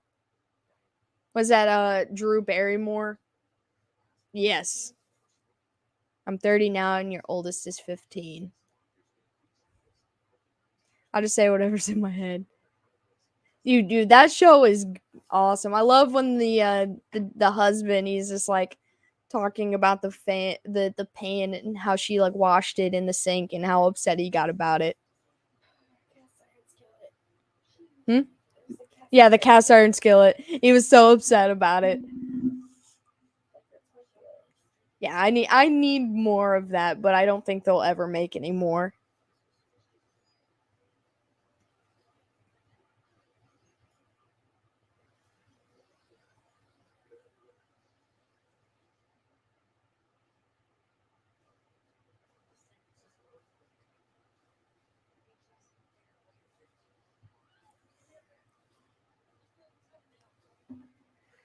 All right, so Pittsburgh is attempting a comeback. So Dave, if this all goes through, your score prediction might be correct, or what'll happen is they'll get a touchdown, miss the extra point, and we're gonna get overtime.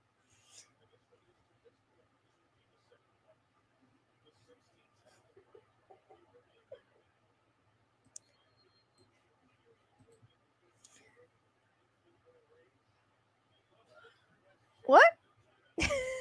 What? All right, 2 minutes left from their own 28. 1st and 10. Pressure's coming. He avoids a sack and throws the ball away. 1:55 left. 2nd down and 10 coming up. I can't wait till I get internet back. I'm so bored without it. Man, that would be rough, Nathan. I feel for you, man. No homo.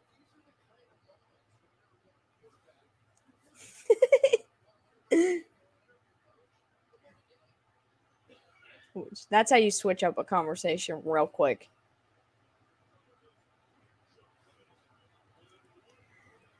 Second and 10. Pickett steps up, tries to avoid the pressure being chased, and he's going to get sacked at the... Well, he's not going to get sacked. He manages to escape the pocket and get about 2 yards. Clock's still rolling, though. 3rd down and long. Some D-bag been going around cutting lines. Jesus. That is like the rudest thing anyone could ever do. What is that going to... How is that going to benefit anybody? 3rd and 9. He's going to throw and hit Claypool. Minute 20 and the clock's rolling. It's going to be 4th down. They're trying to hurry to get back to the line. 4th down and 4. This could be the last play, the real play of the game, or could be a big play. 4th and 4. Pickett steps into his throw, hits his guy down at the Dolphins 45. They're running, trying to clock it. 55 seconds left. Clock's still rolling, trying to get everybody together. Okay, this is going to be interesting. They clock the ball with 48 seconds left in Dolphins territory now. This game is so bad I had to talk about something. That's fair. Someone stole 8 golf carts from our local course and destroyed them. That's horrible too, man. I blame Gloria for trying to gay tag team me. That's all right, Daniel. The 1970s was a long time ago, so it's all right to not have remembered all 9 guys. 2nd down and 10.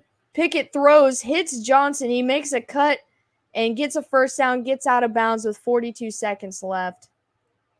Pittsburgh luck, they're going to miss a field goal. Boswell is reliable, but Pittsburgh's luck, you're right.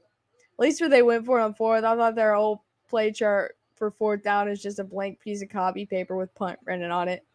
You know what? That's what Tampa Bay's play chart looks like for 4th down. Yeah, I was going to say, Dave, this could come true. All right, from the 32-yard line, 1st down and 10. Pickett throws over the middle. I don't know why people throw to the middle of the field when there's no time. I get it if he's all that's open. 2nd down and 2, they're trying to clock it again. Or they're going to run a play. He acted like he was going to, but they're running a play now. Pressure's coming. He steps up. He throws down the back of the sideline, and it's intercepted. Oh, now they're saying incomplete. I thought he got his toes in.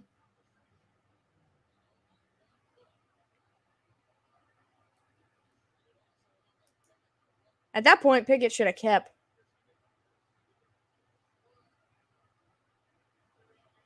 That's ball game. Dude, he had both feet in. It looked like it hit the line for the camera that's hanging above the field.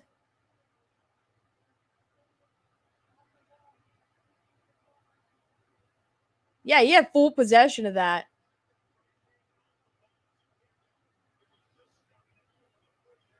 Okay, so he did get both feet down, but now they're saying... Would that be a safety, though?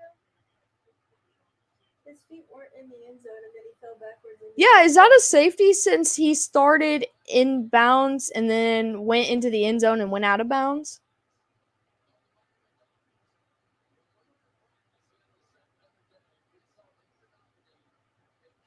If he had real man-sized hands, he would have thrown it higher.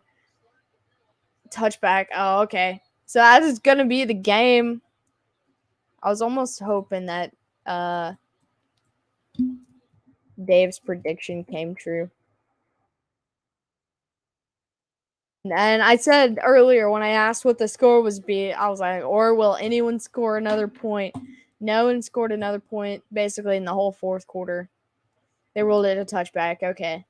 Boy, out here trying to pull Tony Hawk moves. I saw his legs whipping around in the air like that.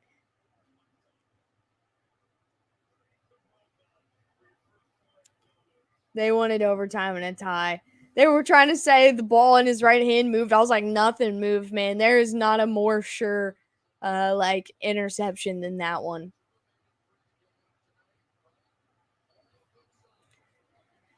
Yo, what a ride we had tonight.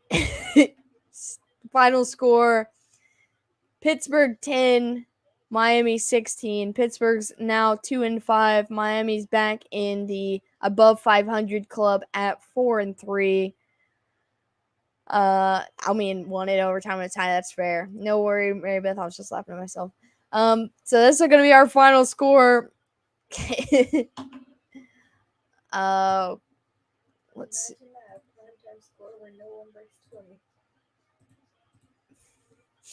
Yeah, no one broke 20 points in another primetime game. That is what we get for having so many points on Thursday Night Football. So 50-0 tomorrow. Yes, 50-0 Patriots win. Now I'm going to give them a field goal, 50-3. Oh, yeah, I absolutely do not like Pittsburgh. I just thought, since this was like a weird situation, 2 bad teams being bad, absolutely, you did. That maybe this defense would be able to make plays. They could have. They had 4 dropped interceptions in this game in which they did not make the plays that they needed to play. They got stops, but they didn't make plays. And Miami's got a drop problem that they're going to have to work on because not every team they play is going to have as little as offense as Pittsburgh has. Let's be generous now. Okay, 3 field goals? I don't know. I don't know about that. That seems a bit much. And don't say a field or a touchdown and a missed point and another field goal because I just don't see any way them getting in the end zone. Houston takes a 6-5 lead.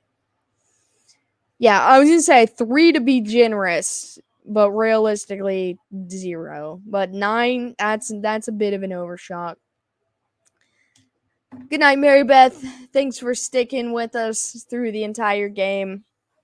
It was a fun one. Did either team score in the second half? I do not believe so. If they did, it was Miami field goal. But I don't think. Let me check the box score real quick.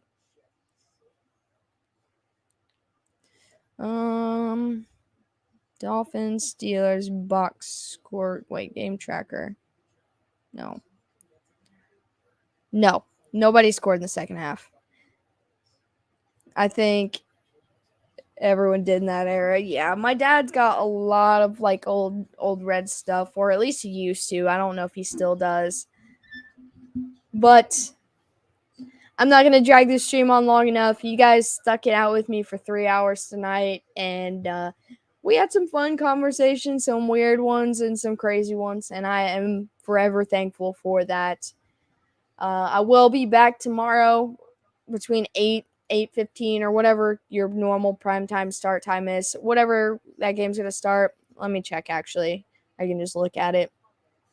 I should be here by 8:10. Kickoff should be about 8:15. So I'll be back tomorrow after I get off work. Fins avoid falling to the bottom of the division. Barely, but yes, Crafty. These primetime games make me so sleepy. That's what I'm saying. But much love to all of you guys. Rob, Sia, Nathan, Daniel, Mary Beth, Shelby, Sam, Jeff, Dave, anybody else that's still in here. You guys are the best. If you haven't done so, make sure to subscribe if you're someone that's here and not in the chat. I appreciate you very much. I will see you guys tomorrow night for a real barn burner. But be safe, much love, and good night, everybody.